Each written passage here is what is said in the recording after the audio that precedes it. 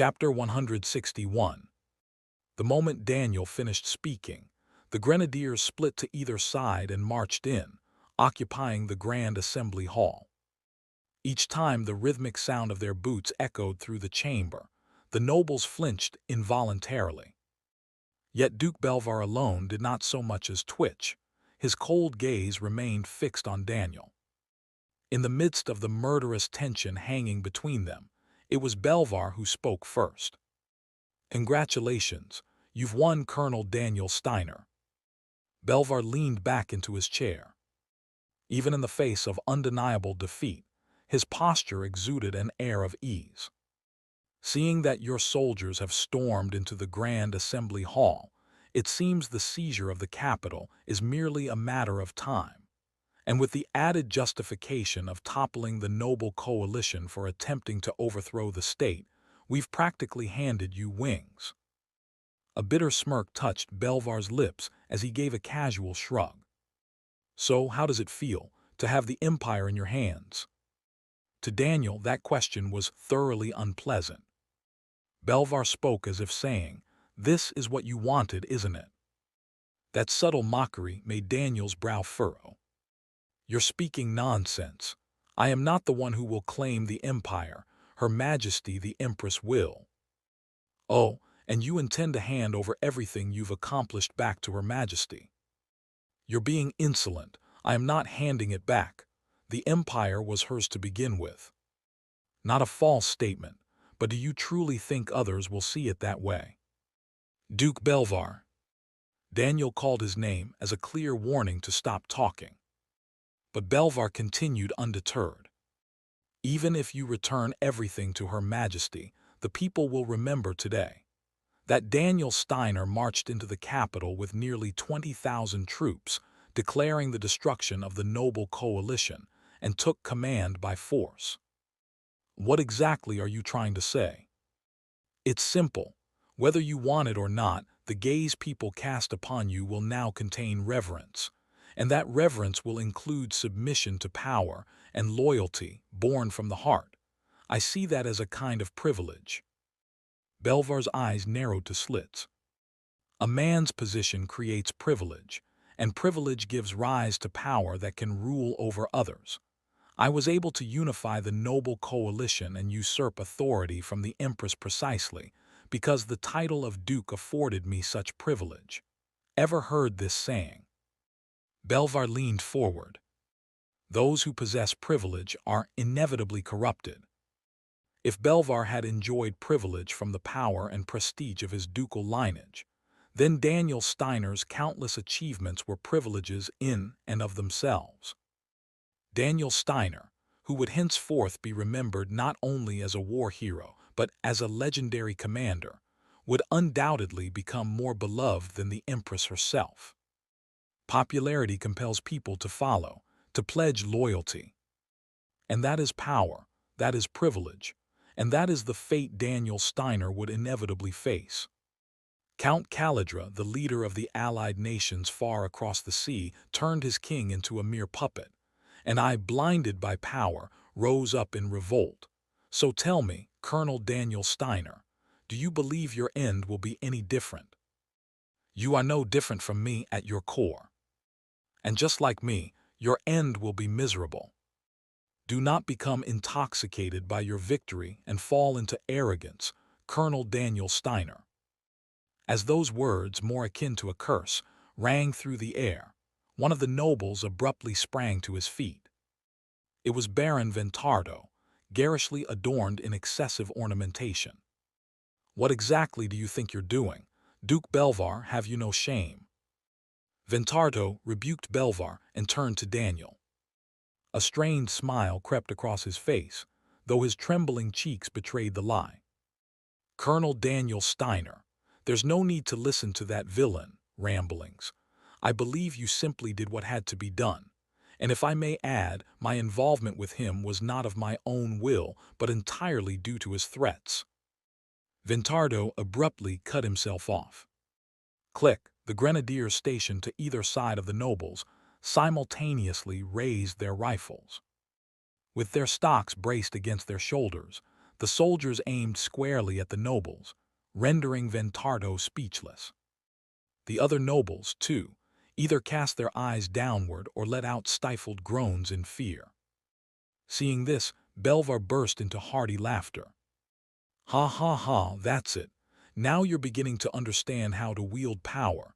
That's the Daniel Steiner I expected. Mark my words, you will become the worst and the greatest dictator in history, just like Count Caligula." Even with soldiers aiming rifles at him, Belvar did not stop speaking. It was as though he feared death not at all. Or rather, he was behaving as though he had to die here. More precisely, as though he had to be killed by Daniel Steiner. Realizing Belvar's true intent, Daniel let out a quiet chuckle. The nobles, and even Belvar, turned to him in puzzlement. "I see now. Understood, Duke Belvar, you wish to become a martyr." A flicker of confusion crossed Belvar's eyes, so confident until now in his supposed upper hand. Catching the subtle shift, Daniel kept his smile. "You must have decided that provoking Daniel Steiner and dying here today was your best option." Daniel Steiner, overcome with rage, kills Duke Belvar in a fit of impulsive violence. No matter how much of a traitor Belvar is, public sentiment won't respond kindly to such an incident. There won't be massive backlash, but some corners of the press will hound me relentlessly. Of course, that won't last long. Her Majesty Immgwc Cyrillic letter 456G Cyrillic letter 4BB continue reading will deal with the press first. But still, why does Duke Belvar hope for even that brief flicker of chaos? Daniel began walking slowly. "You must believe that your death will cause just enough chaos to entangle Daniel Steiner for a few days. So then, what is it that you're stalling for?" Daniel stroked his chin as if pondering the question, then came to a stop beside Belvar. Looking down at the man who stared resolutely forward, Daniel spoke in a whisper. "You're trying to protect your family, aren't you, Duke Belvar?" Belvar felt as though every hair on his body had stood on end. Cold sweat trickled down his back before he realized it, and Daniel, watching him closely, continued in a quiet tone. "A shame, really, but I never intended to kill you in the first place. Didn't I tell you, I'm not going to send you to hell, I'm going to make you live through it? Ah, do you remember that by any chance?" Daniel placed a hand on Belvar's shoulder. "I mean the conversation we had at your Grace's estate. I told you clearly then, if given a chance to return to the past, choose wisely. And if I recall, you agreed." Daniel gently brushed a speck of dust off Belvar's shoulder. "And yet, you still chose to step onto the threshold of hell. You ignored my warning, and now—" "Well, I have no choice, do I? Then allow me to ask you something." Leaning in, Daniel whispered directly into Belvar's ear. "Is your family on their way to the Allied nations?" Belvar sucked in a breath and gripped the armrest of his chair tightly. Without it, he felt he might collapse. The thought that Daniel Steiner had discovered, it sent his heart racing uncontrollably. Calm down. Even if Daniel Steiner figured it out, there's no way he could catch up to them. They must have left the capital several days ago. But despite his reasoning, his breath began catching in irregular intervals. He couldn't shake the feeling that Daniel Steiner may have planned something else, something more. Daniel, having caught the erratic shift in Belvar's breathing, straightened his back. "Don't think you'll find freedom in death. Watch the fall of your house. Hear the resentment of your family. Only then may you die, and not a moment sooner." Having said that, Daniel turned to the soldiers. "Grenadier Battalion, bind them all and escort them to the central plaza." At Daniel's command, several grenadiers stepped forward. When they began to restrain the nobles with rope, a few had the audacity to protest, shouting that common soldiers dared lay hands on them. But of course, it was to no effect. Belvar, too, was forcibly pulled to his feet by a soldier and bound tightly. How ironic it was.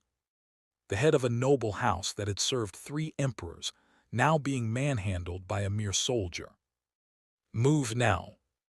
As the soldier shouted and yanked him forward, Belvar staggered.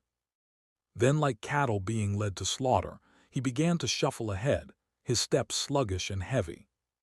For a man who once stood at the summit of power, it was a truly pitiful end. But there was no time now for sentiment. "All remaining personnel follow me." Only one task remained within the palace. "We are heading to the highest level of the imperial palace, to rescue Her Majesty the Empress, locked away in the chamber known as the Golden Sanctum." Chapter 162. Meanwhile, in the western reaches of the empire, the port city of Lost Bellemont. "This way, we don't have time to waste, so move quickly even if it's hard." Faramilla, Duke Belvar's eldest son, turned his head and called out in a hushed tone. He was leading not only his own family, but also the families of his younger siblings, an enormous burden of responsibility weighing on his shoulders. But the Duke's third son couldn't understand why Faramilla was in such a rush. "Brother, aren't you being a bit too hasty? We could take our time." The broker sensed something was off and moved the schedule up, said it felt like someone was watching him. "What? Even so, why should we scramble to match that lowly man's plans? And even if he's not involved, couldn't we just take a passenger liner or a regular transport ship to Belanos?" The second son, who had always looked down on the naive, sheltered third son, opened his mouth with a scoff. "You idiot! We're fugitives now. Use a regular ship or transport and every record gets logged. You want to send Daniel Steiner a personal invitation to come arrest us." "But brother—" "Shut up. There's a limit to how stupid one can be. I don't even understand why father left you the oil company. But more importantly, brother, did you know father was going to start the uprising?" Still striding forward at a brisk pace, Faramilla responded to the second son's question. "I didn't. If I had, do you think I would have taken part in any of it?" Before the insurrection, Duke Belvar had requested funding from Faramilla in the name of their house. Faramilla, aware that his father's political power had been a major pillar behind his business success, had handed over a vast sum, seeing it as repaying a debt. With that money, Belvar had rallied the nobles and bribed the defense commander. So in the end, the second son's face went pale as he continued. "You still funded the very rebellion father led. You aided him." Faramilla clenched his jaw tight. "I didn't know. I told you. I don't care about anything other than my family and my company. Are you really trying to say I backed father for the sake of gaining power?" Faramilla denied it fiercely, but the second son remained unconvinced. "Even if you're telling the truth, brother, do you think Daniel Steiner is going to believe it? Whether innocent or not, you left behind clear evidence that you aided the rebellion." As the second son spoke calmly, a thick vein pulsed across Faramilla's forehead. "You bastard! So what? Are you saying we should go back and confess? You think Daniel Steiner's going to forgive our entire family out of the kindness of his heart?" "That's not what I meant." "Then shut up. We don't have time to waste yelling about pointless things." His words weren't entirely wrong, so the second son gave a silent nod. Faramilla shot one last glare at his now silent brother, then sighed and resumed guiding the group. With only a flashlight to guide them, they weaved through alley after alley until they finally reached the dock. As soon as the family stepped out into the open, a sea breeze swept over them, bringing the sharp scent of salt water. "This is it." Relieved they'd arrived on time, Faramilla let out a breath of relief, only to freeze. Under the dim glow of a street lamp on the pier, a man sat on a folding chair, fishing, his fedora casting a shadow over his face. Only his back was visible, but there was an unmistakable, oppressive aura surrounding him. The broker. No, his demeanor was far too relaxed. The broker was the one who had said he felt like he was being watched, prompting them to leave early. Yet the man before them was sitting plainly beneath the lamp, entirely unconcerned. "You there, are you the one sent to help us?" Faramilla called out, and the man staring at the ocean slowly raised his head. "No," he said, "I'm just enjoying a bit of night fishing." The deep baritone in his voice sent an involuntary chill down Faramilla's spine. The broker, who had warned of being watched, hadn't shown, and now in his place a mysterious black man sat calmly in his stead. Faramilla swallowed dryly and tried to soothe his trembling family as he spoke again. "I see, it seems we've come to the wrong place. We should probably turn back in." "Fishing is fascinating, isn't it?" the man interrupted. "Why is it that fish can't seem to tell bait from food? Most anglers assume fish are just stupid, but I like to think a little differently." Right then, the bobber on his line began to twitch. Something had taken the bait. But the man didn't reel it in. Maybe the fish do know the bait is suspicious. Maybe they bite it anyway because they're desperate. Desperate enough to risk it, just like you all. "And what are you?" As Faramilla backed away, cold sweat soaking his shirt. Shadows emerged from the alleyways, members of the man's organization, who had hidden themselves in silence. Each held a rifle of unclear origin. "Best not to run. The guns my men are holding aren't fakes," the man said, casually gripping his fishing rod and giving it a light pull. Splash! The fish, now hooked, broke the surface of the water with its tail flailing. Looks like a fine catch to me," he murmured. Then he turned his head. "And what do the sons of Duke Belvar think?" The words, spoken by someone who clearly knew everything, caused Faramilla's legs to give out beneath him. He collapsed where he stood and, swallowed by overwhelming despair, thought, "We'll never escape. We'll never escape Daniel Steiner." At the same time, in the upper levels of the Imperial Palace, at the entrance to the Celestial Hall. "What is this?" Having led the grenadiers up to the Celestial Hall, Daniel felt a pang of unease. "Before storming the palace, I distinctly ordered Lucy to take a full company and secure every path leading to the top floor, the Golden Sanctum. And yet, not only was the gate to the Celestial Hall, an essential passage, shut tight, but the soldiers of the company were still standing idle in front of it. "Ah, Colonel Daniel Steiner, sir." One of the soldiers standing guard raised his hand in salute. Daniel returned the salute with little ceremony and stepped closer. "Why are you all waiting here? Where is my adjutant?" "Ah, that is."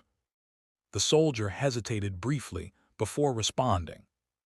To explain the situation, reaching this point wasn't difficult. Perhaps sensing the gravity of the crisis, the royal guards surrendered their weapons when we told them we came to rescue Her Majesty. The only problem is the commander of the royal guard. "You mean Johans?" "Yes, sir. Even after all his men stood down, the commander refuses to yield and is still guarding the Celestial Hall. Second Lieutenant Lucy Emilia went in alone, stating she would persuade him. That is why we remain stationed here." Persuasion. Daniel doubted it was mere words. After hearing the report, he gave a silent nod. "I'll Immgwc letter 2170 IGHT. Read more on our source. Go in and assess the situation myself. You are to remain on standby here." It was a strategic decision. If the soldiers stormed in en masse, it could hinder Lucy's efforts to sway Johans. It's better to keep him alive for interrogation. With that, Daniel pushed open the doors to the Celestial Hall and stepped inside. There, Lucy and Johan stood face to face, locked in a silent standoff. Relieved that things hadn't escalated to violence, Daniel quietly closed the door behind him. Seeing this, Johan scowled. "Colonel Daniel Steiner, so you've finally shown your true colors." Daniel approached and took his place beside Lucy. "I'm not sure what you mean by true colors, Commander." You marched your troops into the capital, seized control, and now even the palace is in your grasp. Damn you, the late emperor was right. You are a wolf meant to devour the empire. As Johans hurled accusations, Daniel's expression remained calm. I brought the army here to purge traitors within the empire. And even if power consolidates in my hands for a time, once this crisis is over, I will return it, all of it, to Her Majesty the Empress. Every traitor says the same thing, just like you. You wish to label me a traitor. If that brings you peace of mind, so be it. But if you ask me, the real traitor. Daniel's eyes narrowed sharply. Is you, commander of the royal guard, acting on your own authority without even seeking Her Majesty's will? Johannes's eyes went wide. Jaw clenched and hands trembling, he forced himself to speak with composure. I was ordered by the late emperor to stop you. As his appointed royal guard commander, it is my duty to carry out that command. Skilling. Johans unsheathed his sword. Its razor-honed blade gleamed with a deadly blue sheen. And so, here and now, I will kill you and fulfill my mission. Wrong. The look in his eyes made it clear. He was beyond reason. But Daniel neither panicked nor rushed. Lucy stood at his side, glaring at Johans with the intent to kill. What kind of conversation did they have before I arrived? He didn't know, but Lucy's current expression made it clear she was furious. Lucy, who always dealt with others in a cold, expressionless manner, was visibly enraged. That alone was rare. Glancing at Lucy, Daniel turned to face Johans again. Commander of the Royal Guard, Johans Kuntz, I won't say it a second time. After a brief pause, Daniel continued in a quiet voice. If you value your life, drop your weapon and surrender, now. Johans believed Daniel was underestimating him, but this wasn't a threat. If you don't, you will die for real. It was a heartfelt warning, born not out of arrogance, but out of the grim truth that Daniel would not hesitate. Chapter 163. Daniel had hoped to keep Johans alive long enough to extract insider intelligence, but it was a meaningless effort. Johans, ignorant of Lucy's true identity, couldn't possibly grasp Daniel's real intentions. You still don't understand me. If I intended to surrender, I wouldn't have drawn my sword. Steeling his resolve not to retreat, Johans inhaled the mana in the air. As he took a deep breath, rotating the mana stored in his body, he lowered his stance. Left foot forward, upper body leaning down, his sword hand tilted at an angle. At the Immgwc letter 1d692GHT, exclusive on Immgwc letter 1d692GHT. Very moment Lucy confirmed Johans was going to strike, she drew the dagger strapped to her waist. Bang! Johans slammed into the ground and instantly closed the distance. My target is Daniel Steiner. He planned to finish it in a single blow, before the man could activate that petty trick called neuroacceleration. With all the experience he'd amassed, severing the head of someone at this range was child's play for Johans. Besides, no matter how skilled Daniel was with his neuroacceleration ability, Johans was convinced he wouldn't react in time. Leaving yourself open in front of me, that was your fatal mistake. Just as he gripped the hilt and prepared to swing, a faint silhouette flickered into place in front of Daniel Steiner. Johans realized something had gone wrong, but it was too late to pull back his sword. Clang! His blade clashed not with Daniel's neck, but with a dagger, sending up a spray of sparks. Only then did Johans see clearly. Lucy Emilia standing before him, red eyes flashing. Shocked but acting faster than thought, Johans's body moved before his mind could catch up. Calculating the slope of their locked blades, he twisted his sword forward to thrust.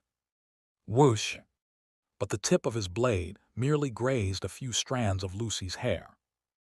Daniel had already stepped back the moment Lucy intervened, and the sword cut through nothing but empty air.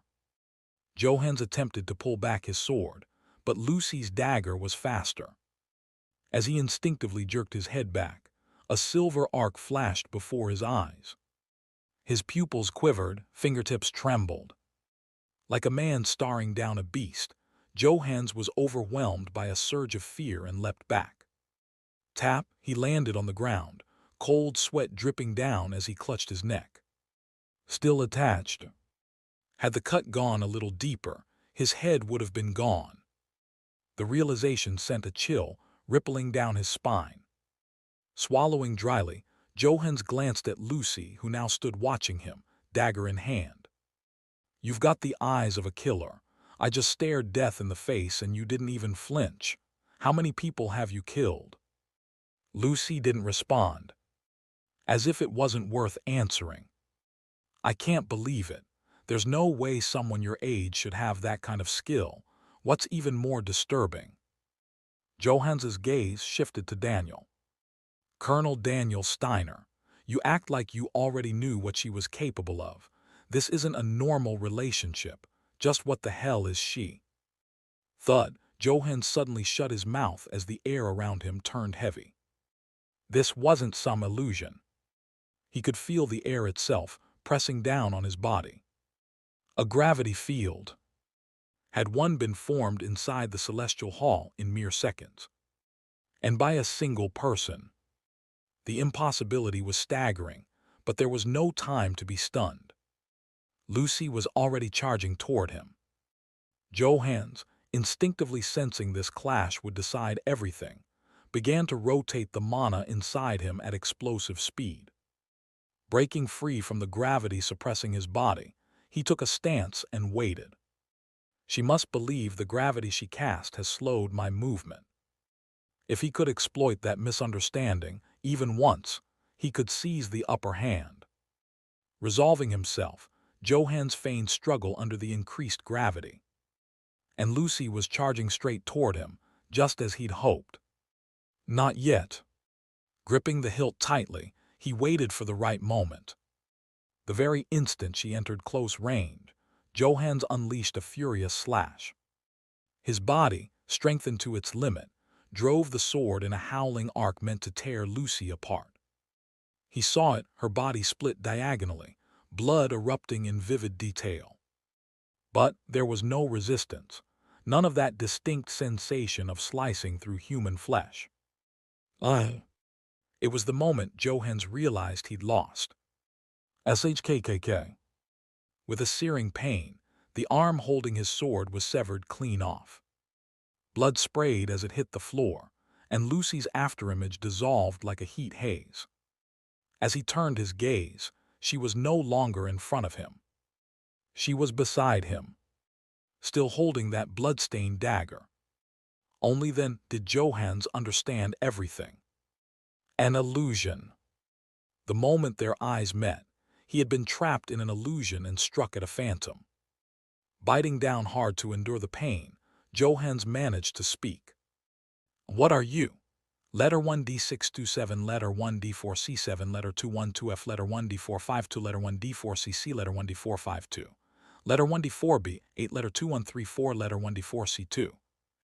For Johans, who had trained for decades to reach his current mastery, Lucy Emilia was nothing short of a monster that far exceeded the realm of human. A monster, GRH, wearing a human face. His eyes were bloodshot, burning red. Gritting his teeth, Johans glared at Lucy, only to turn his head sharply at the clicking sound of boots on stone. Daniel Steiner was approaching, a revolver drawn from inside his coat. Still panting, Johans instinctively stumbled backward, shouting hoarsely. "Colonel Daniel Steiner, tell me, what is this woman? You must know.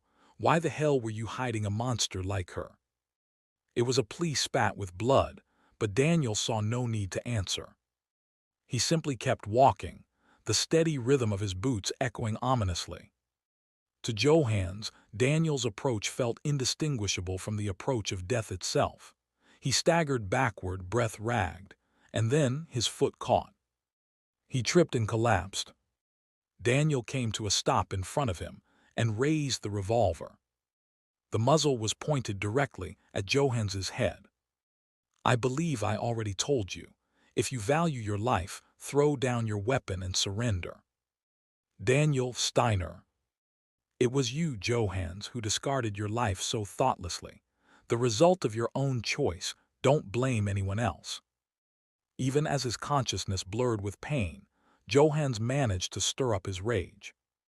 "Don't think killing me will be the end. History will judge you." He wasn't wrong.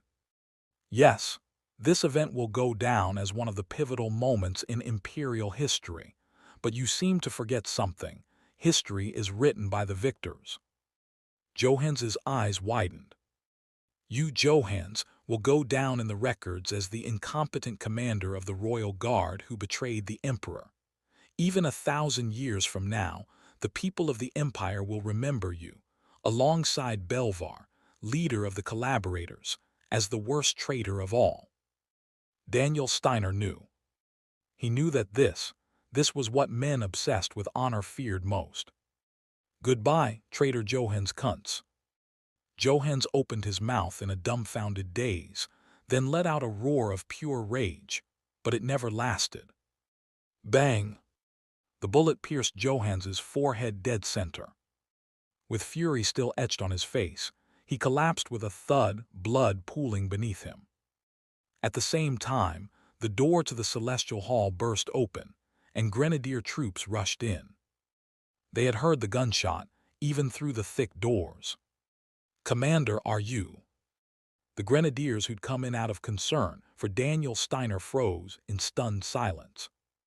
Because what they saw was Johannes, commander of the Royal Guard, lying dead in front of Daniel Steiner.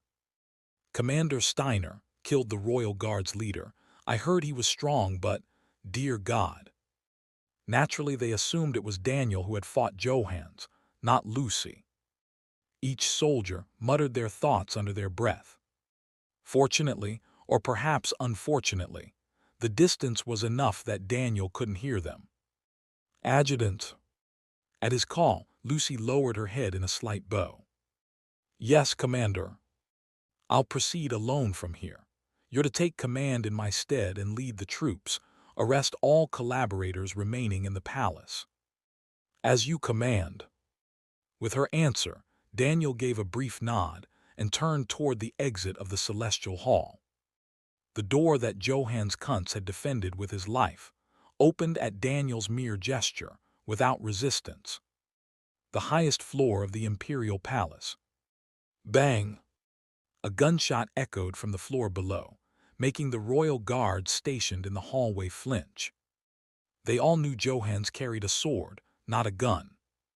Which meant, if a shot had been fired, the commander had likely fallen. Clueless as to what was happening, the royal guard stood silent, tension thick in the air, until Daniel Steiner appeared at the top of the stairs. Blood stained his coat. But the golden insignia of the state command and the Imperial Cross medal gleamed brightly, radiating an overwhelming pressure.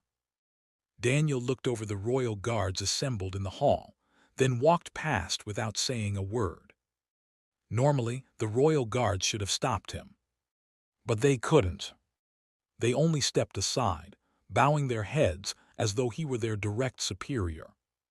Passing through the path they cleared for him, Daniel finally reached the door to the Golden Sanctum, where Selvia was imprisoned. 2 officers stood before the door, but neither could meet Daniel's gaze. Staring coldly at them, Daniel slowly opened his mouth.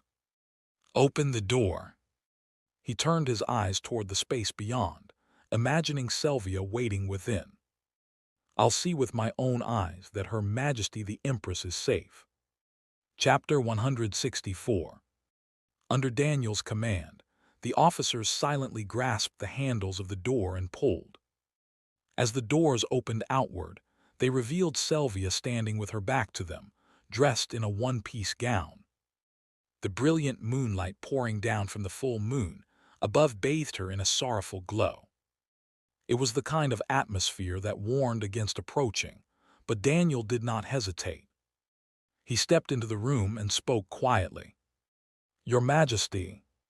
His voice, soft as a breeze, caused Sylvia's shoulders to tremble faintly. But she did not turn around. As if she had known he would come, Sylvia parted her lips in a whisper. "Come in, Daniel." Nodding, Daniel slowly walked toward her. Once at her side, he naturally let his gaze fall upon the scenery unfolding beneath the terrace. The capital stretched endlessly before them, filled with countless tanks and soldiers now stationed in place. The tanks looked like toys, and the busily moving soldiers appeared as small as ants. Sylvia had been watching the 7th Armored Division enter the capital from this very spot. That was how she knew Daniel would come to find her. "Your Majesty, as you can see, everything has now been brought under control." Turning to face her, Daniel trailed off mid-sentence, because there wasn't a trace of life in Sylvia's half-lidded eyes, and faint tear tracks could still be seen on her cheeks. "Tell me something." Her voice was dry, fractured, wandering aimlessly. "Why do you think I chose to become emperor?" Daniel couldn't answer easily. A mere soldier had no right to presume the will of the sovereign. As Daniel remained silent, Sylvia continued after a brief pause. "The truth is, I never wanted to be emperor." What followed was, in some ways, a revelation. "I had no interest at all, really. When I was young, all I ever dreamed of was meeting a man I loved and starting a family with him." At the time, matters like politics and power were nothing more than illusions to her. She neither needed to reach for them, nor desired to. But thoughts change, don't they? Sylvia exhaled quietly, as if recalling a past she would rather not. "When I was 10, my brother killed a maid who had been serving me, just because she refused to obey his command. The maid had refused an unjust order to undress, and for that she was killed." Sylvia, devastated, reported it to her father and appealed to the many nobles of the imperial court. But all she heard in return was, "Stay silent." Letter 1D453, letter 1D45F, letter 212F, letter 1D626, letter 1D4CC, letter 1D626, letter 1D450, letter 2134, letter 1D4C2. They feared that the truth, that a royal prince had committed murder, would undermine the authority of the imperial family. That's when I knew that the imperial household was rotten at its core, and I sensed that if my brother, who could kill without the slightest guilt, became emperor, this empire would drown in grief. Sylvia's breath scattered into the night wind. "That's why I resolved to become emperor, because no one else could stop him." So that the death of the maid who had followed her wouldn't be in vain, Sylvia gave everything she had. With no foundation to speak of, she built her own faction, waged political campaigns, and personally visited the front lines to rally soldiers and earn their respect. And then Daniel Steiner appeared. Excelling in all things, Daniel Steiner supported Sylvia on every front, enabling her rise to the throne. Once crowned, Sylvia dared to hope. If not a greater empire, then at least a livable one. But in the end, it was all in vain. I believed politics should serve the greater good, that if I, as emperor, worked for the happiness of the many, even those who opposed me would eventually set aside their differences and cooperate. But reality proved otherwise. I was wrong. Politics is always driven by self-interest. The Noble Coalition instigated a civil war, fully aware of the chaos it would bring. They imprisoned their own emperor, seized the empire's institutions, and spread lies across the land. Even knowing their actions would instill terror in the people, collapse the market, and break the army's discipline, they carried on. All for their own privileges and profit. I realized it too late. You could say this chaos we're in now is the result of my own incompetence. Sylvia's dead eyes and self-blaming words made her seem pitiable. Daniel took a moment, then spoke. It is not your Majesty's fault. No one could have imagined the noble coalition would use the funeral of the late emperor to seize the capital. They had acted rashly, driven by fear of the unknown variable, Daniel Steiner. That rashness led them to commit unspeakable crimes, betraying human decency itself, something no one could have predicted, even with a wiser ruler in Selvia's place. But the wounds etched deep into Selvia's heart would not be soothed so easily. If it weren't you saying this, Colonel Daniel, who would believe me? I've already. Your Majesty. Daniel cut her off, raising his voice. Compose yourself. You ruled with justice. How can the outbreak of civil war be your Majesty's fault? I swear to you, the people will not blame the Empress. They will blame the true traitor, Duke Belvar. He spoke with fiery conviction, locking eyes with Selvia, who looked back at him startled. Now is not the time to drown in regret, Your Majesty. You must think about how to stabilize the empire. And so, I intend to offer the fastest way to do exactly that. Though his expression was deadly serious, Daniel's inner thoughts were far less noble. This is my last chance to take off this damn uniform. With resolve firm in his heart, Daniel dropped to one knee before Selvia. Your Majesty, I humbly request that you dismiss me. At the word dismiss, Selvia's eyes wavered. She opened her mouth with visible difficulty, still flustered. Dismiss you? Why would you say such a thing? Your Majesty, with all due respect, the one who now controls the capital and has reclaimed all central institutions, is me, Daniel Steiner. The people, the military, even the politicians. They likely believe that the true power in the empire is no longer the Empress, but Daniel Steiner. Daniel bowed his head deeply. Therefore, please dismiss me and reclaim that power. I marched on the capital without orders. There's ample justification for dismissal. If you do this, I will step down without resistance. Daniel's unwavering voice carried nothing but sincerity. And yet, from Selvia's perspective, she could not understand him at all. Are you saying you're willing to give up everything and leave for my sake? Yes. Why make such a painful decision? Color returned to Selvia's eyes. Where once there had only been remorse and self-blame, now there was compassion and pity. She couldn't understand it. She couldn't accept that Daniel would abandon everything he had achieved for her. Do you even understand what it means to be dismissed by me? It's not just being barred from the military. You'll never be allowed to hold any public office again. When the word dismissal comes from my mouth, it's not a procedural formality. If the emperor personally orders a dismissal, that person's life is essentially over. At least in the empire, they'll never have a respectable job again. But Daniel replied without the slightest hesitation.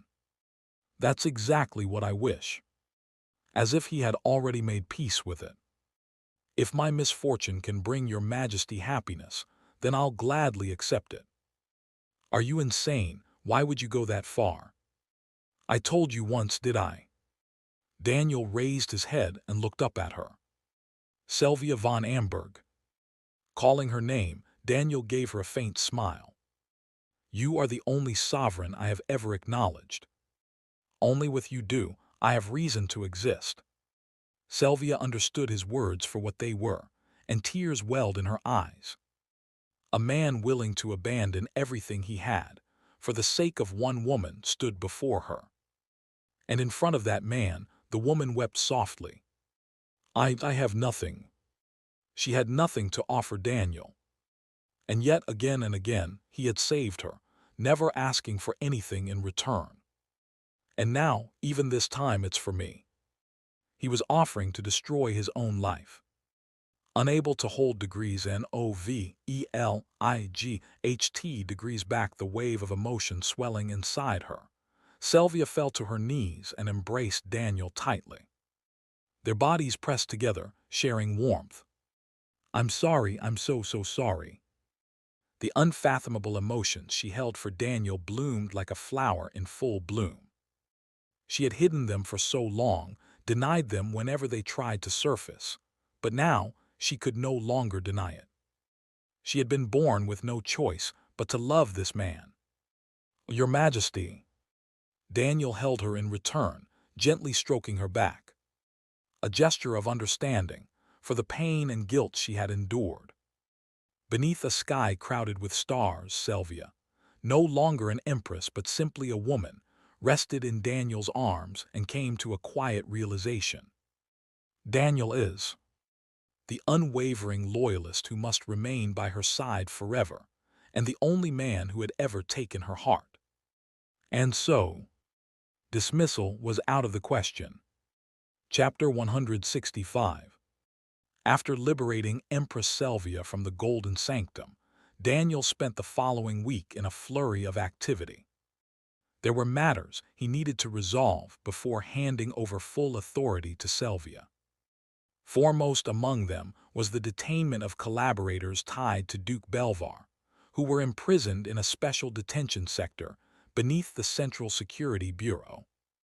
Once all visible collaborators had been captured, Daniel collected letters of resignation and discharge requests from the commanding officers of the Guard Division and submitted them to Sylvia. Given the circumstances, no one dared to make excuses like, "We Immgwc Cyrillic letter 456G Cyrillic letter 4BB te. Continue reading, were just following orders." They all knew that if they angered Daniel Steiner or the Empress, losing their position would be the least of their worries. Of course, there was one notable exception in this sweeping purge: Colonel Telburet, commander of the armored regiment under the Guard Division.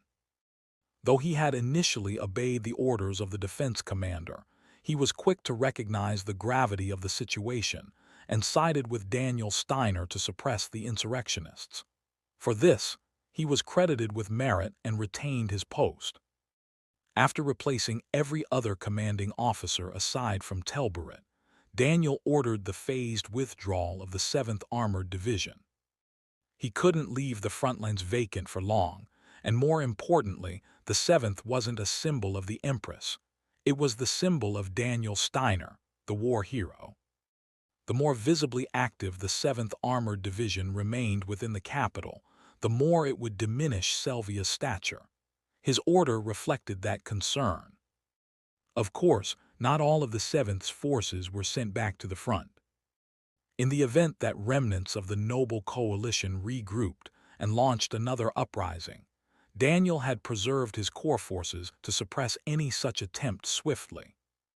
Having managed all this within a week, Daniel now wore a satisfied smile inside the temporary office he had borrowed at the Central Security Bureau. "Adjutant, say it again. What exactly did Her Majesty say?" At present, Lucy, Freyan, and Phelp were in the room to deliver their reports. All of them were visibly thrown off by Daniel's sudden, light-hearted demeanor after days of grueling labor.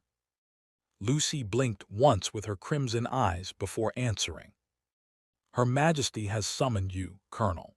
She said that the current situation in the capital has entered a transitional phase, and that a decisive ruling must be made to re-establish order." "A ruling," she says.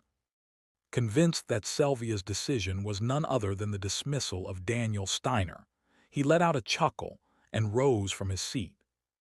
"If Her Majesty is making a decision, then as a soldier, I must naturally abide by it." He had been wondering when he'd finally be discharged, and now Sylvia had summoned him at the perfect time. "If my dismissal had been delayed even a little, I'd have been stuck working nonstop, stabilizing the capital, processing collaborators, hunting down stragglers. This is a godsend." He picked up the officer's coat draped over his chair and slipped it on lightly. "I don't know who'll be taking my place, but they're in for a hell of a ride. Poor bastard." Sending a silent condolence to whoever Sylvia would choose as his successor, Daniel walked toward Lucy. Since today was likely his last day, he figured a farewell was in order. Honestly, not all his memories with her were pleasant, but after working together for a year, an unexpected bond had formed. Smiling faintly, Daniel extended a hand toward Lucy. "Adjutant, others might not realize it, but I know the truth. You're actually a good woman, so I hope you continue to act according to your own convictions. Life's too damn short to live by someone else's words, isn't it?" A question mark practically hovered over Lucy's head. She had no idea what was going on, but since Daniel was offering a handshake, she accepted it without a word. "I'll keep that in mind." With Lucy's reserved reply, Daniel then turned to Freyan. "Second Lieutenant Freyan, the church may deem black magic ominous, but I consider it a blessing. Thanks to your power, countless lives were saved. So stop blaming yourself and try seeing yourself in a more positive light." Freyan, blinking vacantly, took Daniel's hand. Thank you." Nodding gently, Daniel then moved to stand in front of Phelp, his intelligence officer. "Major Phelp, I'd say the only reason the 7th Armored Division managed to push through until now was because of talented officers like you.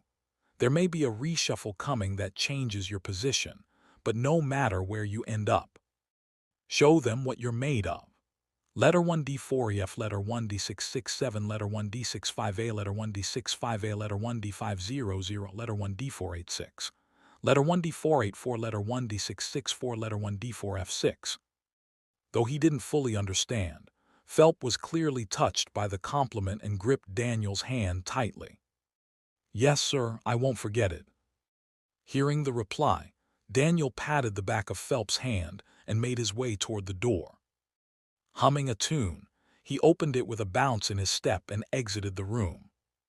Not long after, his voice echoed jubilantly through the hallway. "All right, I knew I wouldn't die miserable." Freyan, visibly puzzled, turned to Phelp. "Major, do you have any idea why Colonel Daniel is acting like this?" "No clue. Something clearly made him happy, though." "Yeah, I thought the same, but what on earth could it be?" Freyan now looked to Lucy. "Lieutenant Lucy, do you know?" But Lucy, unsurprisingly, shook her head. "No, I don't." And so, the three officers left in the office were left scratching their heads, faced with a mystery they couldn't begin to unravel. Some time later, in the Imperial Audience Hall, now seated on the imperial throne, Empress Selvia, having reclaimed her sovereignty, looked down over the gathered assembly. The ministers and high-ranking officials, recently freed from confinement by Daniel Steiner, were each voicing their own opinions. But Selvia couldn't bring herself to truly listen. Because the one person most crucial to this summons had yet to appear. "Is Colonel Daniel not here yet?"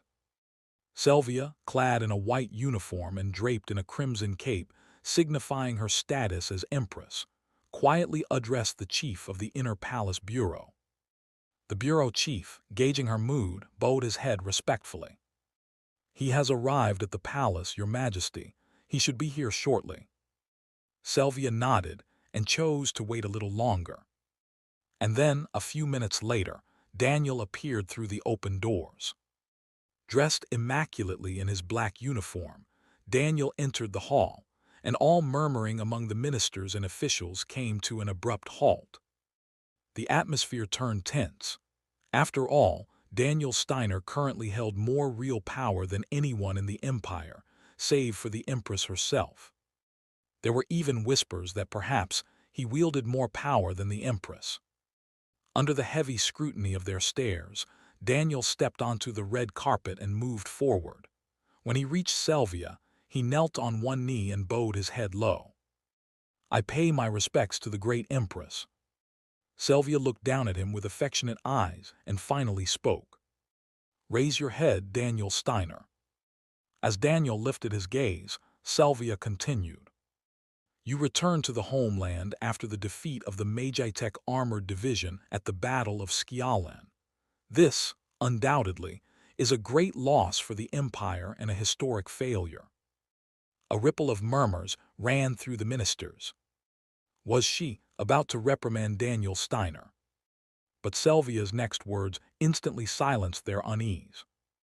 However, considering that the Battle of Skialan resulted from an enemy ambush, that there was confusion in the chain of command, and that, despite the defeat, casualties were minimized thanks to your actions, this sovereign recognizes the military merits of the commander in question.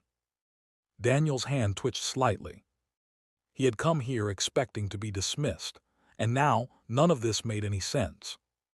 In summary, I shall award you the White Dragon Medal of Valor, the highest first-class military honor of the Empire. It was the most prestigious decoration one could receive in the Empire. Daniel, stunned, looked up at Sylvia, utterly speechless. And Sylvia met his gaze as she spoke again. Furthermore, everyone present here knows that the reason Colonel Daniel Steiner marched back to the capital was to thoroughly root out the collaborators lurking within the Empire. Therefore, I hereby order Colonel Daniel Steiner to take full responsibility in resolving the current state of affairs. A cold sweat ran down Daniel's back. He shook his head reflexively in protest, but Sylvia didn't stop. From this moment on, I will elevate the Central Security Bureau to a special imperial mandate organization under direct command of the throne, and I intend to place Colonel Daniel Steiner in charge, temporarily, as its acting authority. If anyone has objections, speak now. This was an appointment granted by the sovereign herself to the very man who had freed her. No one dared raise a dissenting voice. The ministers and officials could only bow their heads. If there are no objections, we shall proceed. Colonel Daniel Steiner. A chill ran down Daniel's spine. He wanted to scream, "Please, just stop this," but with so many eyes watching, he couldn't. "From this moment on, you will assist me." Sylvia's gaze softened as she looked down at him. "As Emergency High Commissioner of Public Security, you will bring a new order to the Empire." At the words Emergency High Commissioner, the blood drained from Daniel's face. And so, on a bright spring day, with flowers beginning to bloom across the capital. "Your Majesty, why are you doing this to me?" Daniel Steiner had requested his dismissal, but the Empress did not grant it. Chapter 166. After being granted the position of Emergency High Commissioner of Public Security by Sylvia, Daniel requested an audience with Her Majesty through the Chief of the Inner Court the moment the Royal Council convened under the conscription order had concluded. He then made his way to the audience chamber inside the Imperial Palace. He couldn't begin to understand Sylvia's decision, and so he intended to speak face to face and try once more to talk it through. "I don't really think anything will change just because we talk." The fact that she had awarded him the White Dragon Medal of Valor made it clear she was intent on pushing him forward. Trying to persuade her to change her mind at this point was unlikely to make Sylvia nod her head. Sitting on a sofa inside the audience chamber, Daniel let out a sigh and looked down at the newly added White Dragon Medal of Valor pinned to the chest of his uniform. A stylized white medal engraved with a dragon's head. Around it radiated the Tiang branch, symbol of national honor. White signified the imperial family, and the dragon symbolized the defense of the empire. In other words, the White Dragon Medal of Valor meant a single dragon defending the empire. The very use of a mythical creature made its meaning clear. The awarding of the White Dragon Medal of Valor was practically the highest honor a soldier could receive. Of course, to Daniel Steiner, who wanted nothing more than to take off his uniform, it brought no joy whatsoever. On top of that, as if the medal alone weren't headache enough, Sylvia had bestowed upon Daniel the post of Emergency High Commissioner of Public Security. That position, by all accounts, was typically held not by a soldier but by someone from the police. In modern terms, it was roughly equivalent to the Commissioner General of the National Police. So by all logic, Daniel should not have been eligible for the appointment. However, it was a state of emergency only recently brought on by the War of Calamity, and the previous commissioner, burdened by responsibility for the current state of affairs, had just resigned, circumstances that made all this possible. It wasn't uncommon for the military to take over police duties when law enforcement had collapsed. They're saying it's only a temporary appointment until the empire stabilizes, but the fact that Selvia herself had declared the Central Security Bureau a special imperial task agency under direct command of the emperor showed just how immense the authority of the post really was. Carrying out the emperor's special orders meant the Central Security Bureau was completely free from the interference of all other institutions. And being free from interference essentially meant that Daniel Steiner, as High Commissioner, could wield his authority across the entire empire without restriction. Moreover, to disobey Daniel Steiner, who was carrying out the emperor's special orders, was in itself considered an act of treason. In effect, he was now standing at the very pinnacle of power. The problem is, Daniel hadn't wanted this kind of authority, and the thought of serving as High Commissioner in the Central Security Bureau made him anxious about the kind of absurd misunderstandings that were sure to follow. I'll be making enemies too. Just imagine it. A young officer of orphan origin not only rising to the rank of colonel in just 1 year, but now wielding absolute power as the emergency High Commissioner of Public Security. There was no guarantee people wouldn't start moving with malicious intent. The remnants of the noble coalition haven't even been rooted out yet. The nobles gathered during the arrest of Duke Belvar at the Grand Assembly Hall were only a part of the coalition. They were connected like a web of scattered cells, and to arrest them all, they would need to extract a confession from Duke Belvar, but that wasn't going well. Even with Freyan personally conducting the torture, he stubbornly refused to open his mouth. And so, being seated as the emergency High Commissioner meant that, while he held power in his hands, he had also become a prime target for the Empire's hidden enemies. For Daniel, who had fought for survival every step of the way, there was nothing good about the position. He furrowed his brow in frustration, and that was when Her Majesty the Empress enters. At the cry of the chief of the inner court, the doors to the audience chamber opened. There, clad in a pure white uniform, Selvia walked in slowly, her long golden hair swaying behind her. Daniel rose from his seat and gave a courteous bow as he watched her serene figure approach. "Your Majesty, Colonel Daniel." The two exchanged brief greetings and locked eyes. After a short silence, Daniel was the first to speak. "Your Majesty, this is not what we agreed upon. Why have you not dismissed me as promised, and instead awarded me the White Dragon Medal of Valor, on top of that, appointing me as High Commissioner? Do you not like the position of High Commissioner? This isn't a matter of whether I like it or not. If I wield full authority as High Commissioner, there will undoubtedly be those who begin to question the legitimacy of your Majesty's rule." At Daniel's words, Selvia narrowed her eyes slightly as though displeased. "Then do you want me to dismiss you right now?" Daniel did not respond. In the silence that fell between them, Selvia spoke again, her voice rising with emotion. "As you well know, Colonel Daniel, I was betrayed by those I trusted. Duke Belvar, who once claimed to be my teacher as a child, and Commander Johans of the Royal Guard, who served my father with such loyalty, both revealed their true faces and turned their blades on me." Her clear eyes now shimmered with a mix of rage and sorrow. "I can't trust anyone anymore. It feels like everyone wears a mask and could betray me at any moment. But in this entire empire there is one person I can truly trust and rely on." That person stood before her now. "Colonel Daniel Steiner, you not only saved me 3 times, You now say your N A V Y L Cyrillic letter 456G Cyrillic letter 4BBT, official version, willing to give up everything for me. Put yourself in my position. Do you really think I could cast you aside? Daniel opened his mouth to reply, then closed it again. All I wanted was to leave the military.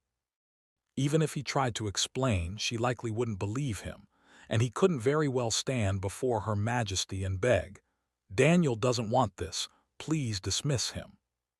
Realizing he could not change Sylvia's mind, Daniel finally surrendered. He placed a hand over his chest and bowed his head lightly in a gesture of apology for his discourtesy. "I apologize, that was a thoughtless remark." As Daniel offered his apology, Sylvia seemed a bit regretful, fidgeting slightly with an awkward expression. Then, averting her gaze, she murmured, "It wasn't a careless remark.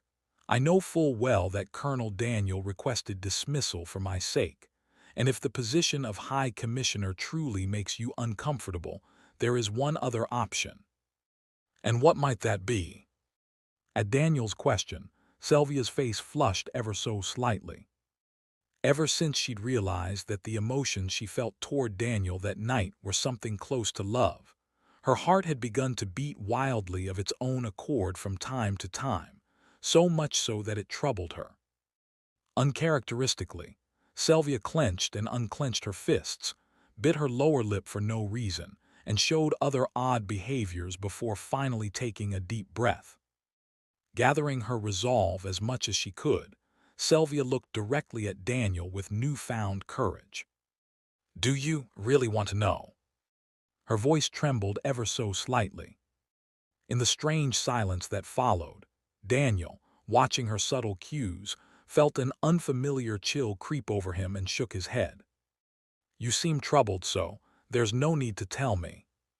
The moment Daniel declined with practiced calm, Sylvia, rarely seen so caught off guard, visibly faltered. From a distance, the chief of the inner court and the maids watching the exchange wore subtle expressions of regret. Yes, of course, I suppose. It is still a bit early. I was only half serious anyway." Her face still burning, Sylvia raised her hand and fanned herself in an attempt to cool it. "Still, why is it so hot? Don't you think so? Spring these days doesn't feel like spring at all. It's like summer. Already on its way, don't you think? Ahaha." As Sylvia rambled in obvious distraction, Daniel looked at her suspiciously, then finally spoke. "Summer on its way, is it? If that's what your Majesty says, then it certainly seems summer is approaching." Daniel turned his head and looked out the window of the audience chamber. Beneath the pouring sunlight, the trees in the central courtyard were shedding their blossoms one by one and putting forth vivid green leaves. "Before summer comes, we must stabilize the capital. Since your Majesty has chosen not to dismiss me and placed me in the seat of High Commissioner, I suppose I have no choice but to give everything I have." Now Daniel and Sylvia were effectively aboard the same vessel. And that meant Sylvia's downfall would be directly tied to Daniel's death. Which is precisely why, now, he had no choice but to produce the best possible results within the circumstances given. Sylvia, noticing the sharp narrowing of Daniel's black eyes, shifted the atmosphere. "Do you have some sort of brilliant plan?" "I wouldn't call it brilliant, but I do believe I see clearly how to proceed. It seems it's time we staged a grand performance." "A performance?" Daniel nodded. The reason Duke Belvar dared to spark a civil war was, in the end, because His Majesty the Emperor and I were underestimated. The delusion that they could win is what emboldened them. So, this time, we'll make sure the entire empire understands. A shadow flickered in the depths of Daniel's black eyes. "His Majesty the Emperor." Daniel murmured quietly, his eyes fixed on a single point, not on the courtyard beyond the window, but as though he were staring into a distant future. "And those who defy my will meet a miserable end." Chapter 167. After his meeting with Empress Sylvia concluded, Daniel returned in triumph to the Central Security Bureau. Having been awarded the White Dragon Medal of Valor and appointed Emergency High Commissioner of Public Security, there was no one within the Bureau who could meet Daniel Steiner's gaze head-on. They all had no choice but to bow their heads. Amid them, the Chief Commissioner, effectively the second-in-command of the Bureau, flattered Daniel, calling it a monumental day on which a new order shall be established in the Empire, but did not receive a favorable response. That was because Daniel, having seen the long-awaited chance for retirement vanish before his eyes, was seething with suppressed fury. Thanks to that, he reprimanded the Chief Commissioner in front of the entire Bureau, saying, "If you have time to flatter me, use it to do everything in your power to stabilize the Empire's public security." The Chief Commissioner, unsure if he just made a grave mistake, turned deathly pale and bowed deeply, stammering an apology. Daniel clicked his tongue once at the display, then stepped into the temporary office. Now, seated at his desk, Daniel slumped deep into the leatherback chair and sighed quietly, immersed in bitter self-reflection. How the hell did it come to this? At Daniel's muttered lament, Lucy, who was working at a nearby desk, perked up her ears. She paused her Immgwc Cyrillic letter 456G Cyrillic letter 4BBT. Only on Immgwc Cyrillic letter 456G Cyrillic letter 4BBT. Work, raised her head, and looked in Daniel's direction, a question mark practically hanging over her head. He looked like he was in a fantastic mood when leaving for the Imperial Palace. He'd even been humming a tune, but now he returned looking like a dried-up fish. What could be the reason? Thanks to being awarded the White Dragon Medal of Valor and appointed Emergency High Commissioner, Daniel Steiner had, for the time being, risen to a position that allowed him to wield power just short of the Emperor's. And yet he wore an expression like a drenched puppy, radiating quiet sorrow. It was perplexing. Unable to comprehend it, Lucy tilted her head and finally opened her mouth. "Colonel Daniel, did something happen at the Imperial Palace?" Lucy's question snapped Daniel out of his brooding. He turned slightly in his chair and looked at her, offering a faint smile. "I apologize. It seems I made you worry. It wasn't the most pleasant of affairs, but it's not something my adjutant needs to concern herself with." To be exact, it was that he couldn't express his desire to retire, couldn't even say the words out loud.